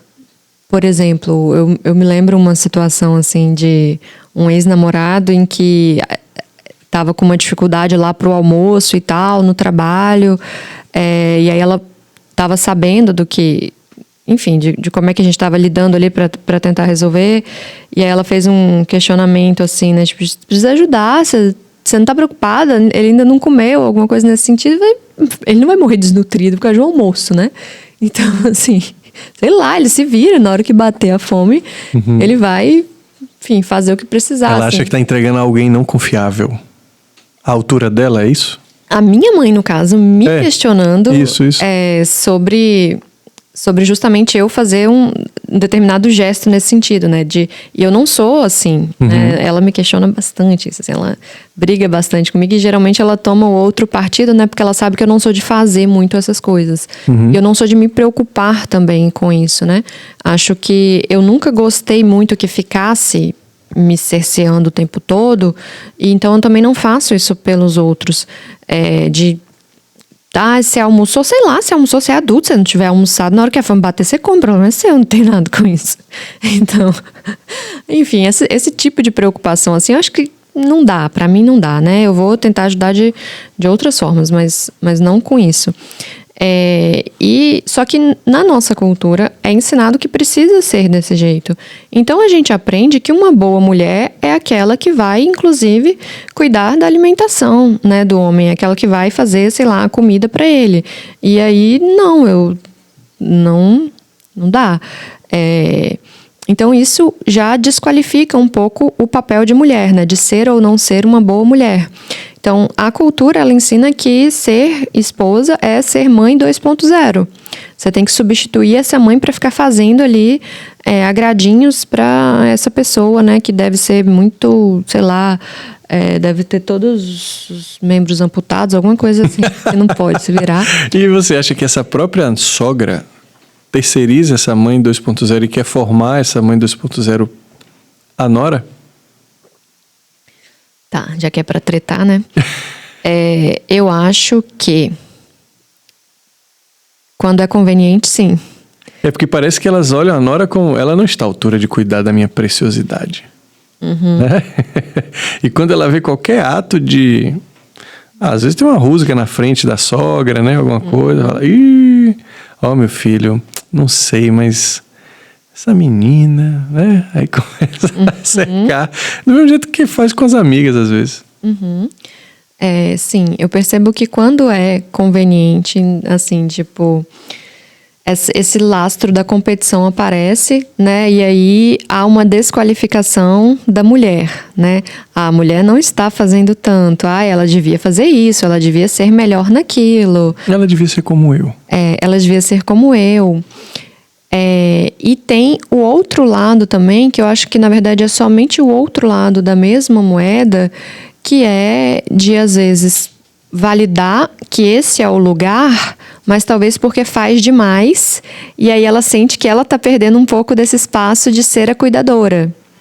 Então, dois lados da mesma moeda, perde o posto. né? Então, assim, tá cuidando demais, eu tô ficando esquecida, e aí, de algum modo, isso me afeta, assim. A gente percebe bastante isso, e o que eu percebo que geralmente tá no seio desse embaraço é essa confusão de papéis, sabe? E essa não clareza de limites para essas relações. Então, o que é de um papel de mulher e até onde esse papel vai e, né, aonde é que ele para, e do que é do papel da mãe até onde ele vai e até onde ele precisa parar. Então, quando não há essa clareza de limites e essa confusão de papéis, justamente porque na cultura nos é ensinado que isso é isso é o certo, né? Você tem que cuidar do seu marido, você tem que ser um pouco mãe do seu marido. Então, fica sendo a mãe e a esposa com essa função comum. E aí elas se batem nessa função. Dois corpos não ocupam o mesmo lugar no espaço. Exatamente. E aí elas se batem bastante nessa função. E aí, como é que a gente sai disso? Respeitando o limite interpessoal, gente, não tem segredo, sabe? Eu acho que o homem tem um grande papel nisso, no caso o filho, né? O filho homem ou o filho menino. Vai depender de quem é o seu marido. É isso aí. A gente precisa reparar quando esse filho está dizendo assim, na minha família acontece isso. Quando ele fala minha família, ele está falando de quem? O cara é marido, tem esposa, tendo ou não filho, ele tem que entender que a família dele é a família que ele está formando. Não mais. Quando ele fala minha família, ele está falando a casa dos meus pais. Na casa dos meus pais, né, acontecia isso. Porque essa linguagem, gente, é uma linguagem educativa. Lacan dizia que o inconsciente estava na fala, né? Freud achava que ia achar em algum pedaço do cérebro, mas o inconsciente na linguagem é aquilo que eu digo, que sai da minha boca. Ele tem uma ancestralidade. Saiu por algum motivo. E saiu porque eu penso e sinto algo, né? Tem precedente. Tem precedente. Não é à toa que eu estou chamando a minha família. Eu nunca chamo a minha família da minha casa, às vezes até com os meus filhos, né? Porque se aquela é sua família, o que você está vivendo é o quê? Então, a mulher, né, que vê aquele marido como filho, que está o tempo inteiro se confidenciando com a mãe, inclusive sobre os problemas conjugais, que não é nem um pouco saudável, né? Porque você está dizendo a sua intimidade para os seus pais, a sua intimidade é algo do seu limite da sua família com o seu cônjuge. Tá? Ele não precisa sair dali. A não preservação, às vezes você está querendo assim, eu só queria desabafar. Para isso existe um terapeuta. Para isso existe um profissional imparcial, porque a sua mãe ouvindo queixa da sua mulher, ela nunca vai ser imparcial. Pelo contrário, você está alimentando ali uma futura treta que vai chegar. Porque ela depois, no almoço de família, não vai olhar sua mulher mais, depois do seu depoimento da briga. E o seu depoimento também é parcial, né? Então, você reforça um laço com a sua mãe e a sua mulher encara como uma traição, e que é mesmo. Né? Não porque ela falou mal da outra pessoa, mas porque saiu do âmbito sem combinar. Entendeu? Então, ela vai vendo aquilo ali, vai percebendo, e quando ela começa a brigar com a sogra, quando ela começa a impor o limite, dizendo isso aqui é meu, isso não é seu, é porque ela está tentando, daquele modo, trazer você, homem, de filho para marido, para dentro de casa. Porque essa é uma ruptura que muitas pessoas não fazem. Sair de casa, né? E o nome casamento também está na casa. Você sai da casa, né? Mas você sai mesmo. Né? Não é sair e o tempo inteiro querendo... Já viu aquelas famílias que ficam... O marido, eu recebo brigas assim disso também. Ele só quer fazer coisa na família dele, não quer fazer da minha. No final, tá os dois casados com as famílias, não querendo se desvincular, não querendo perder os almoços, não querendo perder os eventos, e não criam os deles mesmos. Sim. Porque eles não conseguem se reconhecer como casal, porque eles estão sempre sendo reconhecidos como filhos, porque estão no mesmo espaço. Sim. Não estão no campo neutro. E de, às vezes, não assumir, de fato, o que é que compete a esse papel. Porque é difícil você fazer isso. Porque quando a gente pensa... transição, né? E quando a gente pensa justamente em você assumir esse papel de agora eu estou construindo a minha família, o que é que isso significa? Que eu estou centralizando aqui em mim e nessa outra pessoa as responsabilidades. Então, eu preciso me deparar com as responsabilidades que envolvem isso para que eu tope assumir esse papel. Então, às vezes, eu me faço de desentendido por um bom tempo e eu vou vivendo, né? Outra coisa, assim, no que você está dizendo, que eu acho que tem tudo a ver com essa mistura, né, de cuidado que aparece nas relações, uma queixa frequente que eu vejo, principalmente por parte das mulheres, é o seguinte: eu cuidei tanto dele que eu esqueci de cuidar de mim mesma. Eu vivi tanto tempo focada nele, em ajudá-lo, em cuidar mesmo, assim, e eu fiquei de lado, eu me deixei de lado. Aí o que eu acho que, né, enfim, talvez em terapia a gente possa pontuar e fazer com que essa pessoa talvez se dê conta disso. Não sei se você se descuidou porque você estava cuidando, mas talvez você estava cuidando justamente para não ter que cuidar de si. Né? Talvez você estava ali tão intertida com a vida do outro justamente porque estava com dificuldade de olhar para a própria vida, assim como a gente estava falando anteriormente. É tão difícil, às vezes, você ter que olhar para você e o que você precisa fazer, que é muito melhor você ficar se entretendo com o que é que o outro está precisando, em como você pode, de fato, agradar o outro, como você ajuda o outro a crescer profissionalmente, a lidar melhor com as questões do dia a dia, do que você ter que olhar para você e falar, caramba... eu parei, né, minha vida profissional, ou então eu não estou conseguindo cuidar do meu corpo, ou então eu não estou conseguindo lidar com alguma outra questão, e aí eu me distraio de mim, colocando a minha atenção no outro. E aí depois eu digo, eu cuidei tanto que eu acabei me descuidando, mas às vezes pode ser o contrário. E depois cobra do outro, né? E depois dizendo, cobra foi culpa sua, porque você é um ingrato, né? Cuidei de você a vida inteira e você não olhou pra mim, agora como eu tô, né? Não... Exatamente. É bem complicado. Isso já é uma outra treta até, que é a treta de você... É uma coragem, né? Que você tem que ter para olhar para si mesmo. E tudo que a gente está fazendo aqui, gente, é para mostrar problemática, o que está por trás dessas problemáticas, no caso... das familiares e de todas as relações que são envolvidas, para a gente ver uma necessidade muito óbvia de a gente ter um profissional nos acompanhando. Eu falei hoje, inclusive nos stories, antes de vir para cá, vou repetir. O IPTU é um imposto predial. A terapia é um imposto existencial. Perfeito. Um é para você morar no espaço. O outro é para você morar em si mesmo. Né? Normalmente, a gente paga muito caro no predial, o outro é muito mais barato.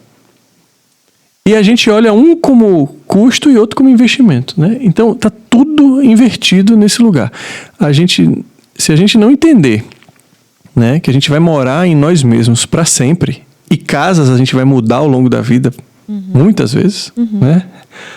Ou não. Mas você tem que se sentir confortável nesse lugar. E isso tem um preço. Porque você se relaciona assim com... Então, se você fala, poxa, eu não estou me sentindo bem nas minhas relações, né? Eu não estou me sentindo encaixado em mim mesmo, pode ter certeza que seu imposto está atrasado. Exatamente. E quantas escolhas você vai fazendo ao longo da vida que vão te custando tanto, inclusive financeiramente, por conta de estar dando o murro na ponta da faca... que se você tivesse, né, em dia com seu imposto terapêutico, talvez, você teria, de fato, sido muito mais assertivo, você teria se poupado muito mais. A gente consegue ver isso... Não pagaria juros, né? Exatamente, assim, por exemplo, esses dias eu escutei de um paciente dizendo, por mais que seja caro o processo aqui com você, quando eu estava me alimentando de forma compulsiva, o que eu gastava com essa alimentação excessiva era ainda mais caro do que eu invisto na terapia com você. Isso porque a gente, enfim, a média de valores, né, que eu trabalho hoje já é um pouco diferente, mas às vezes isso poderia ter sido ofertado de uma forma ainda mais acessível, de uma forma ainda mais possível para um tanto de outras pessoas.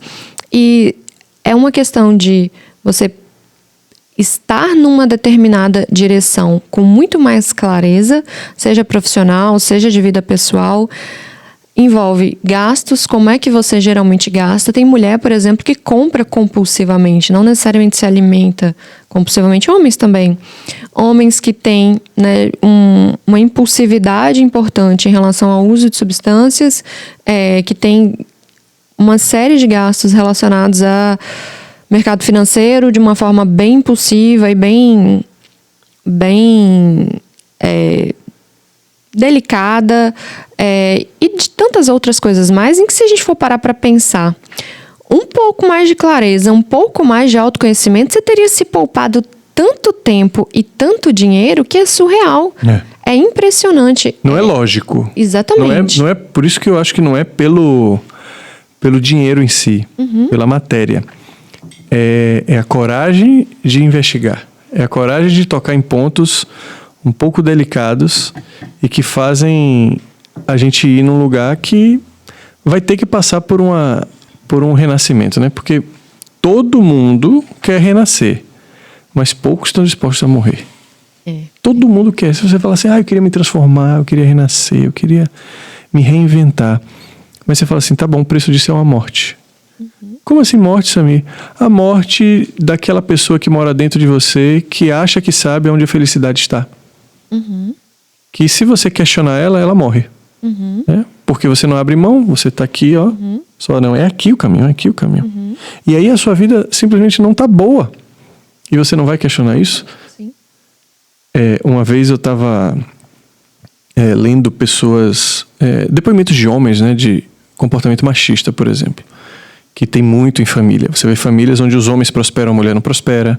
Os homens participam de determinadas conversas, a mulher não participa. Você manda, às vezes, até a mulher sair. Isso aconteceu na minha família, inclusive. Meu pai, quando chamava a gente para conversar, minha irmã ficava de fora. Não à toa, eu e meu irmão temos muito mais habilidade para lidar com o dinheiro do que ela. Porque ela não teve contato, né? Não foi para aula. Então, não tinha como saber. E o comportamento machista, né, que você é ensinado para os homens, né, você não pode chorar, você não pode mostrar fragilidade, né, para uma mulher você tem que se empoderar, né? Amigos diziam assim, traia logo porque vai que ela te trai primeiro, né? Sim. Que era uma segurança. Então, uma série de comportamentos, né, de falar mal, inclusive de outro homem, porque também tem isso na relação de homens, né? Mas principalmente quando está envolvido mulher que ele quer se sobressair, né, na inveja. Aí fala assim, aí o cara perguntou assim, como é que para de ser assim? Né? Eu falei assim, eu já fui assim também. Se você é homem numa sociedade como a nossa, você vai ser assim em determinado momento. Mas tem um momento em que você faz uma avaliação assim. Eu avaliei a minha vida e falei, a minha vida não está boa com esse tipo de comportamento. Então, o parâmetro, a reflexão é sempre a sua vida. Se a sua vida está boa com determinado comportamento, continue. Né? Não abra mão disso. Agora, se ela não está, saiba que vai existir ali até um próprio suicídio, porque é você mesmo que vai ter que causar a sua morte. Não é esperar o outro vir te matar com alguma verdade. E às vezes o bom é inimigo do ótimo, né? Porque tem isso também. Isso, exatamente. Às vezes sua vida tá boa e você tá achando que tá ok, mas poderia estar melhor se você tivesse topando algumas perdas também. E também é super subjetivo, né? Pode estar boa porque os outros estão gostando, porque eu estou pertencendo, porque eu estou cheio de amigos, né? Eu desconfio super de uma pessoa que está com muitos amigos hoje em dia, né? Provavelmente você não está se posicionando o suficiente. Provavelmente você está ausente de si e tá todo mundo batendo palma porque você fala, porque você sabe agradar. Né? Então, mas boa que eu falo no sentido mesmo honesto consigo mesmo, sabe? Porque a gente sabe quando a gente chega em casa e olha pro espelho se a gente foi um personagem ou foi a gente mesmo. Se a gente voltou orgulhoso do que a gente disse, sabe? Eu tô falando desse lugar. Né? Minhas relações estão boas, né? Ou eu tô satisfeito com essa relação aqui, ou eu só tô me sentindo seguro porque eu cerco a pessoa de total liberdade. Ela não tem liberdade, então é muito fácil eu me sentir seguro onde eu não deixo ela se relacionar com ninguém, né? Homens fazem muito isso nos relacionamentos. Eu não possibilito que ela nem faça uma escolha, né? Porque o ciúme é uma coisa super contraditória. Eu nunca consegui entender o ciúme, apesar de já ter sentido, mas hoje não existe mais isso na minha vida. E não é um sentimento que eu nunca gostei, mas sempre quis entender por que eu sentia isso. Porque eu falei, poxa, veja só, eu não quero dar possibilidade dessa pessoa escolher. Eu não quero que ela olhe para outro canto, né? Só que veja, se ela não olha, não é uma escolha, né? Porque dentre várias opções, ela escolheu ficar comigo, eu me sinto valorizado. Agora, entre nenhuma opção, além de mim, e ela me escolhe, cara, eu não me sinto valorizado. Não tem como eu me sentir valorizado dentro de uma coisa de... É tipo assim, poxa, você é a minha melhor nora. Só tem você, pô. Só tem um filho homem aqui, não tem, entendeu? Só não tem outra pessoa pra... Sim.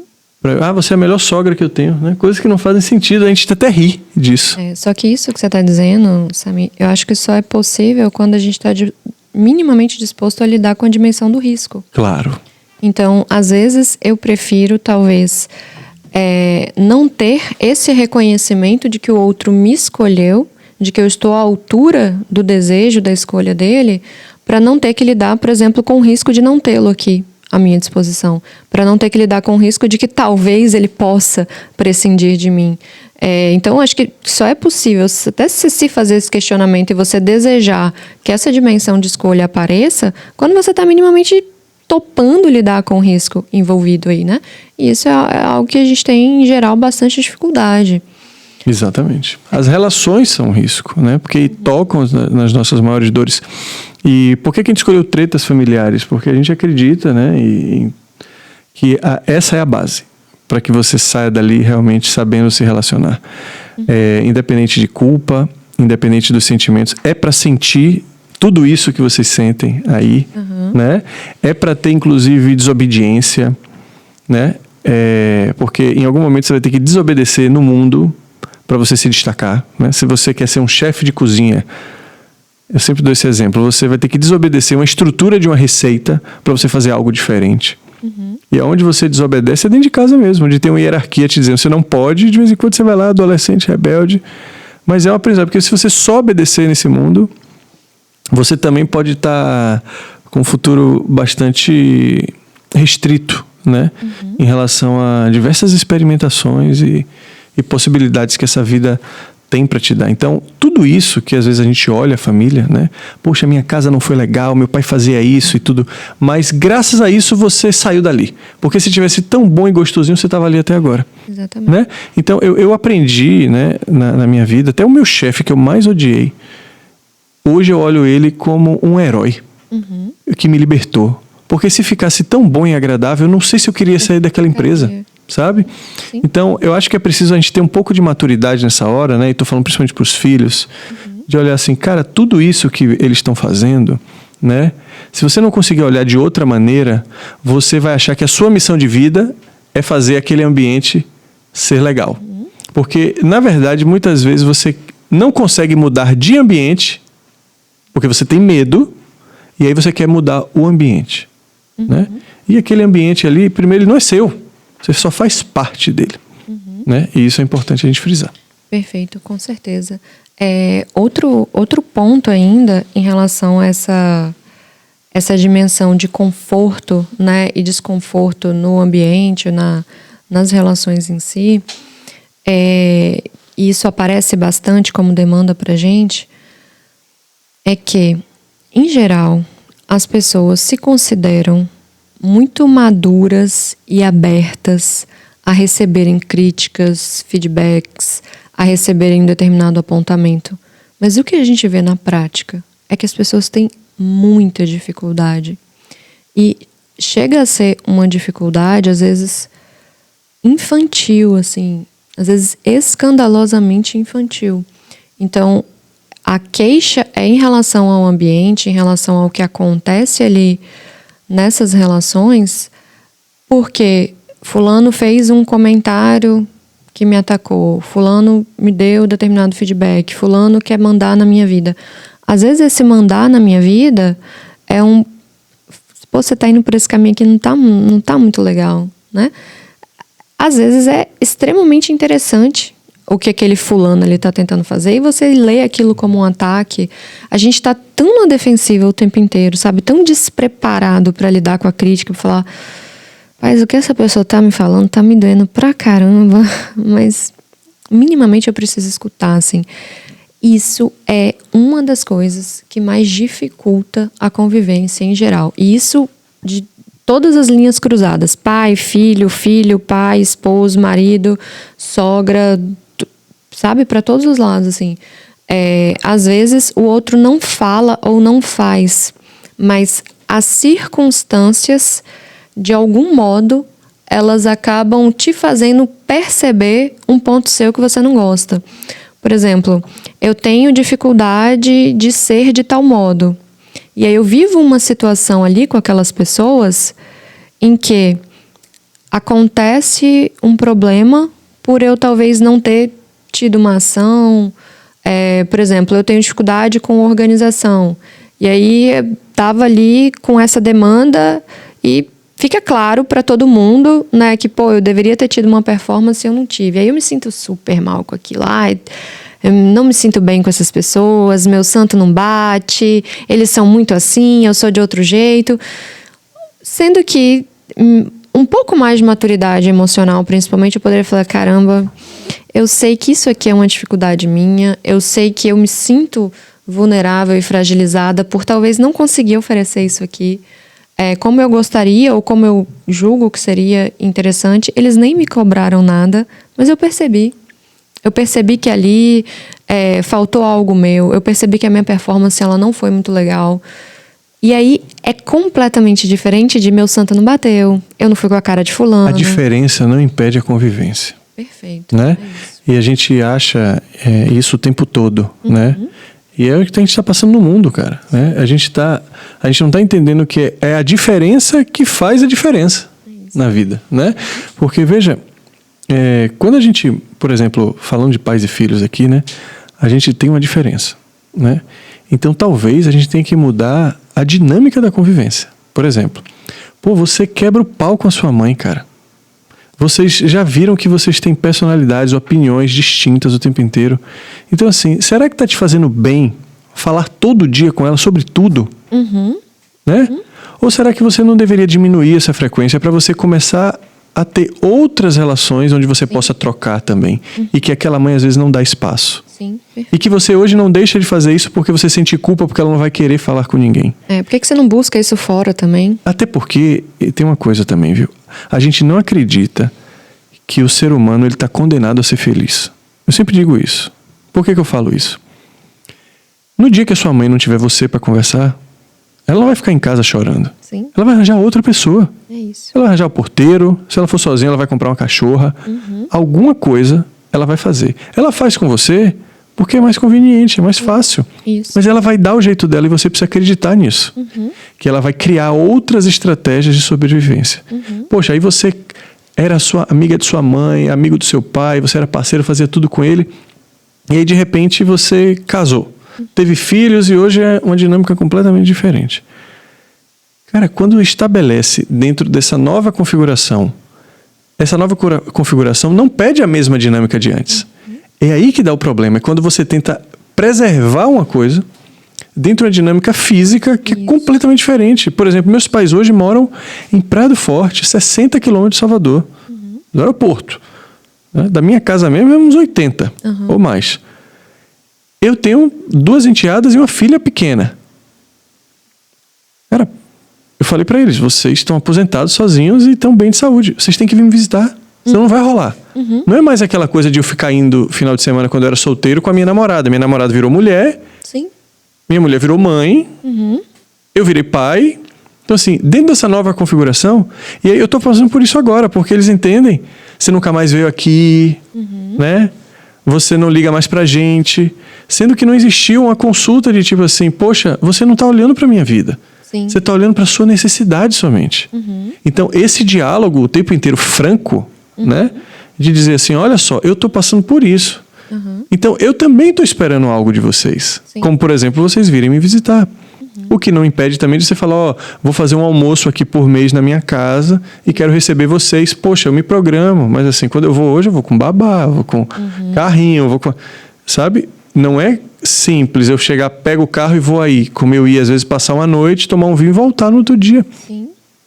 Então, essa consciência vai ter que ter, porque, mais uma vez, existiu uma morte. Isso. E às vezes, quando a morte é simbólica, ninguém percebe. Isso. E acontecem muitas mortes simbólicas ao longo da vida. Física, só uma. Mas simbólica, milhares. Milhares. E que essa falta de atenção, porque a gente está somente olhando para os nossos problemas, as nossas ausências, as nossas necessidades, a gente não consegue legitimar o outro, entender o outro. E aí que começa todas as tretas, porque fica um festival de cobrança do que você deveria fazer comigo, de que você deveria me ligar mais, você deveria me dar mais atenção. Começa a manipulação, que você fala, eu tô sofrendo, eu tô sozinho, você não era assim, você era de outro jeito, então eu gostava demais de lá. Aí se pega uma pessoa carente, porque se eu tô carente e não tô trabalhado, a gente vai cair facilmente nessa cilada. Tá entendendo? E é por isso que você precisa fazer terapia, porque você está se sentindo culpado, porque você não está entendendo a dinâmica e as necessidades não atendidas de cada um. Onde se todo mundo fizesse o seu trabalho, ficaria barato para todo mundo. Sim. Agora imagine você estar numa família de 5, só você se trabalha para dar conta de atender a necessidade de todo mundo. Não tem como. Exatamente. E às vezes é tão rápido esse processo de você conseguir gerar um pouco mais de clareza. E isso já te dá, assim, discernimento para lidar com tantas questões na vida que não dá, de fato, para a gente pensar que é mais barato, é mais rápido, talvez, ir por um outro caminho.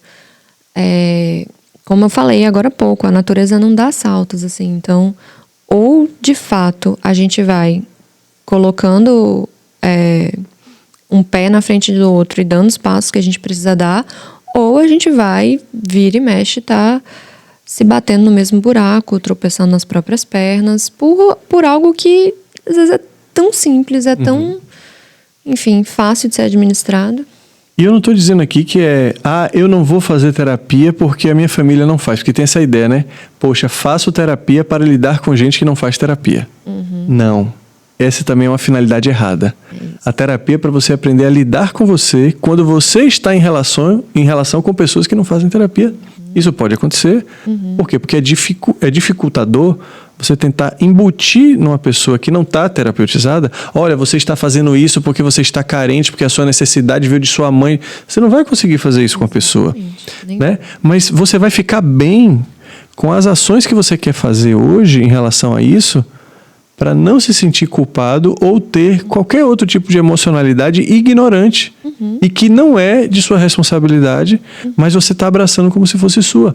Isso. É uma libertação de si mesmo, não porque vai ter uma finalidade de você se dar melhor com a pessoa. Você vai se dar melhor com a pessoa, mas não porque vocês dois fazem, né? Porque muita gente que começa no autoconhecimento fala assim, ó, eu já entendi tudo. Os nossos problemas é por causa que você é assim, por causa que você não se trabalhou disso, você não resolveu seu problema com seu pai, você casou com a sua mãe, você está todo torto aqui e você é uma pessoa que se sente inferiorizada porque é a primeira fase do ego. Isso. Né? Esse ego espiritual ele é extremamente tóxico, inclusive. Você sabe das coisas para você aprender a como se reposicionar dentro daquele sistema. E aí, ao invés disso, você quer apontar para os membros do sistema. Isso é muito ruim. Exatamente. E o quanto que, às vezes, esse processo, quando ele não está justamente tendo alguém ali que te ajude a compreender, que esteja realmente ocupando um lugar imparcial, como que, às vezes, você talvez estivesse até num caminho interessante, mas isso acabou se perdendo, né? O quanto que ter, de fato, a possibilidade de você levar isso para alguém que vai poder te escutar e te ajudar a compreender de acordo com seus valores, né? Como a gente estava falando no começo, não somente de forma reativa, o quanto que isso às vezes nos poupa também de ter começado a desenvolver um determinado entendimento sobre si, sobre os papéis, sobre o outro, e talvez não conseguir fazer nada com isso, né? Não conseguir sair também desse primeiro momento de entendimento, assim. Quando eu fico condicionando o meu comportamento o tempo inteiro a como o outro age ou a objetivos, geralmente eu me perco. Porque isso está justamente fora do meu controle. Isso é algo que vai demandar de mim uma ação que seja por algo que veio do outro. É completamente diferente de eu me orientar baseada no que eu compreendo como sendo meus valores, que respeitam meus direitos, que respeitam os direitos dos outros, e não ser uma pessoa reativa.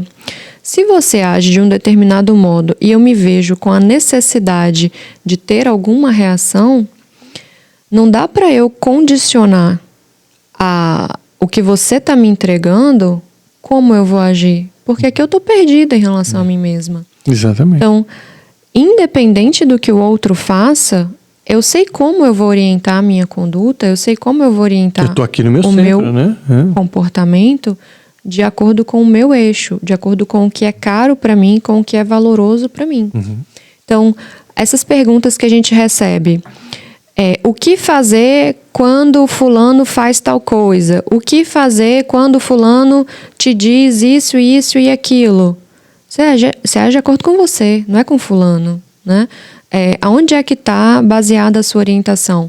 É na carta de valores do outro, nas ações do outro ou nas suas? Então, mas é difícil você ser uma pessoa compreensiva e honesta quando o outro faz isso ou aquilo. Quando o outro te trai, e aí? Né? É difícil você ser uma pessoa leal ou fiel quando o outro vai e faz isso com você. Né? Enfim, provavelmente isso desperta ali talvez alguma emoção, sei lá, de uma tentativa de vingança para reparar a sua ferida ou qualquer coisa nesse sentido, mas e aí? Né? Você vai agir de acordo com o comportamento do outro ou você vai agir de acordo com o que é valoroso para você? Estou dando esse exemplo da traição porque às vezes isso é algo mais fácil de elucidar, né? Mas isso é para tudo na vida. Fulano jogou uma piadinha pra mim, sabe? Não, aí eu não aguento, aí eu falo isso, isso e aquilo. Tá, mas a forma como você reagiu a isso tá de acordo com o seu modus operandi? Isso te conforta, né? Assim, independente do outro ter trago isso pra você, você agiria assim em outras situações também? E acho que isso é uma das coisas que é impressionante o quanto que as pessoas ficam distante disso, sabe? Distante de ter essa noção. Tipo, não dá para eu condicionar como eu vou agir aquilo que o outro está me ofertando, assim. Isso é algo dele, né? A forma como o outro me trata é o ego deles. A forma como eu reajo é o meu ego, né? Cada um cuida do seu, né? E normalmente a gente quer corrigir o ego dele. Você não deveria ter me tratado assim. Na verdade, eu estou chateada porque eu reagi assim pelo que você falou. Então, eu tenho que tratar de mim. É sempre redirecionar para si a responsabilidade.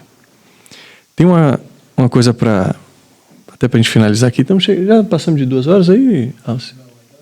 2 horas, estamos chegando aqui já de papo. Eu sempre dou uma tarefa 0, assim, Rafa, para as pessoas que eu atendo, que é: vamos olhar para o seu papel nesse sistema. Estou numa família, né? Tem ali 5, 6, 7 pinos, seja lá quanto for. Qual é o meu papel aqui? Porque você está o tempo todo sendo puxado para um papel. E se você não tiver consciência do seu, você ocupa o lugar que está vago rapidamente. Por exemplo, tem uma filha e os pais se separaram. Essa filha, naturalmente, vai fazer o quê? Vai ficar com pena do pai, às vezes culpa até a mãe, e tenta casar com o pai. Tanto que ela tem problema com a madrasta. Né?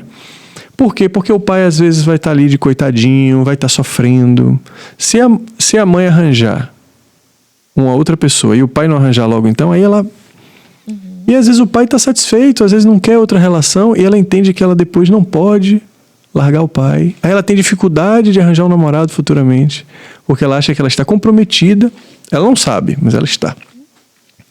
Então, o tempo inteiro, se você não está consciente do seu papel, você não vai saber o que fazer dentro daquele teatro. Aí você vai querer ocupar todos os espaços do mundo. Dentro da minha casa, por exemplo, eu tinha um papel de... Eu queria liderar todo mundo. É um lugar muito confortável para mim. Eu também. Então, eu vi às vezes meu pai meio passivo, sabe? Meio, ok, tudo tá bom, e não era uma pessoa tão impositiva e não afirmava a hierarquia, e às vezes é importante, principalmente num momento de educação. Então, meu pai tinha atitudes assim, de tipo, não, meu filho, eu tô querendo falar uma coisa com seus irmãos, você pode chamar eles para mim, Aí eu ia chamar, sabe? Então, assim, era meio que ele estava me formando para ser um líder da casa. E quando eu vi, eu estava lá, fazendo isso, dizendo o que cada um tinha que fazer. Eu chamava as pessoas. Mas esse não era o meu papel.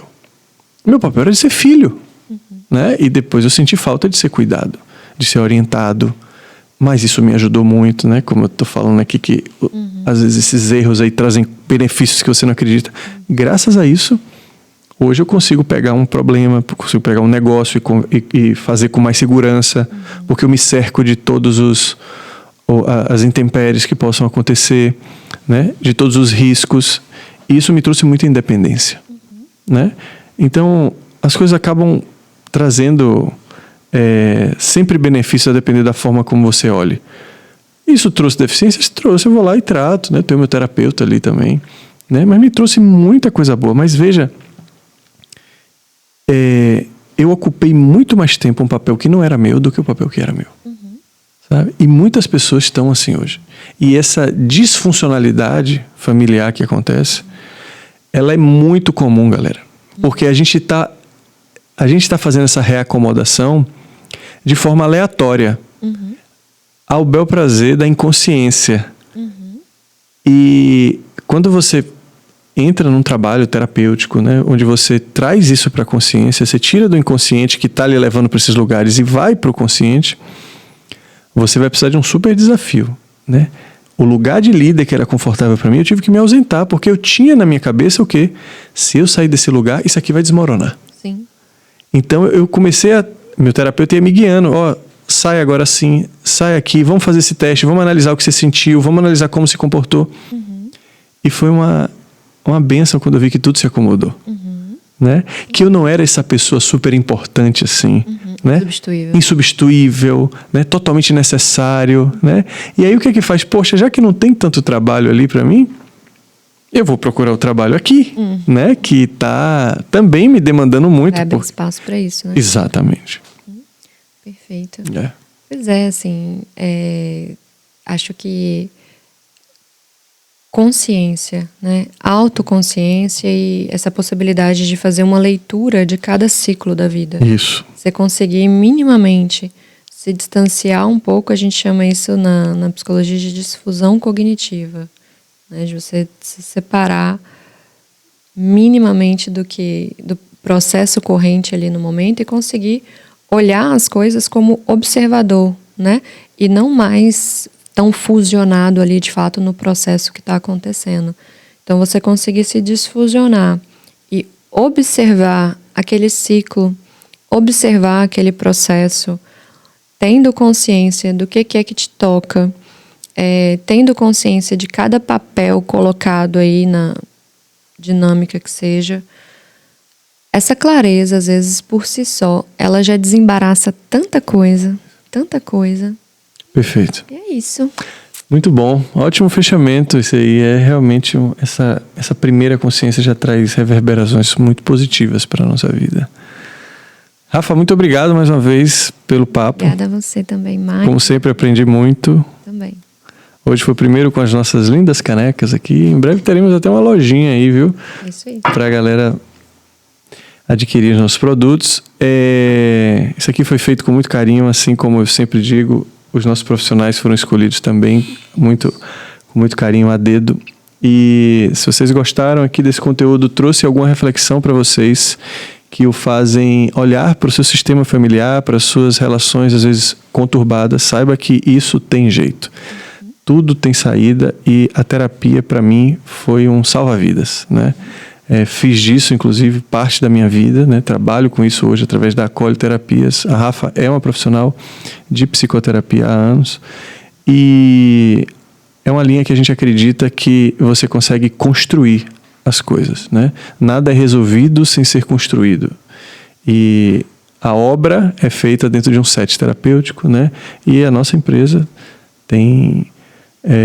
hoje essa ferramenta que foi nos potencializada exponencialmente na pandemia de fazer atendimentos online. Então, se você está em qualquer lugar do mundo hoje, saiba que existe sim conexão entre terapeuta e paciente no online. Com certeza. Muitas pessoas se surpreenderam com isso, né? Do mesmo jeito que vocês tiveram conexão vendo de forma online esse podcast, olhar no olho de uma pessoa, mesmo através de uma tela, tem um poder muito grande. Experimentem, né? O nome Acolhe foi escolhido por isso, porque eu sei que vocês têm medo, acontece, eu também tive de me entregar, mas o universo é muito justo. Você recebe tudo aquilo que você entrega. No dia que você começar a fazer isso, você vai receber uma retribuição de forma muito linda, e o nome Acolhe é para isso. Por saber do seu medo, por saber do seu receio, é um espaço que não vai ter nenhum tipo de julgamento e que vai esperar você fazer as coisas no seu tempo. Perfeito, assim, acho que essa definição está de fato no seio da nossa proposta, né? Preciso que a gente entenda o tempo de cada coisa. Então, um terapeuta ele precisa também ter esse entendimento do tempo. E vai chegar para todos nós. É isso. Valeu. Até a próxima. Muitíssimo obrigada. Obrigada, pessoal. Se você ficou até aqui, eu agradeço demais pela sua disponibilidade, pelo seu interesse, né, em trocar com a gente sobre esses assuntos. Espero que tenha te tocado de alguma forma. Querendo nos dar feedbacks, a gente está sempre aberto também. Elogios, duras críticas serão também escutadas e vamos embora. E compartilhem com quem você acha que pode te ajudar, com alguma amiga sua, amigo seu que compartilhou um problema familiar, de repente pode ajudá-lo a achar uma saída para um problema que está tomando conta aí já da vida há muito tempo. Tá bom? Até a próxima. Valeu, Rafa. Beijo. Beijo.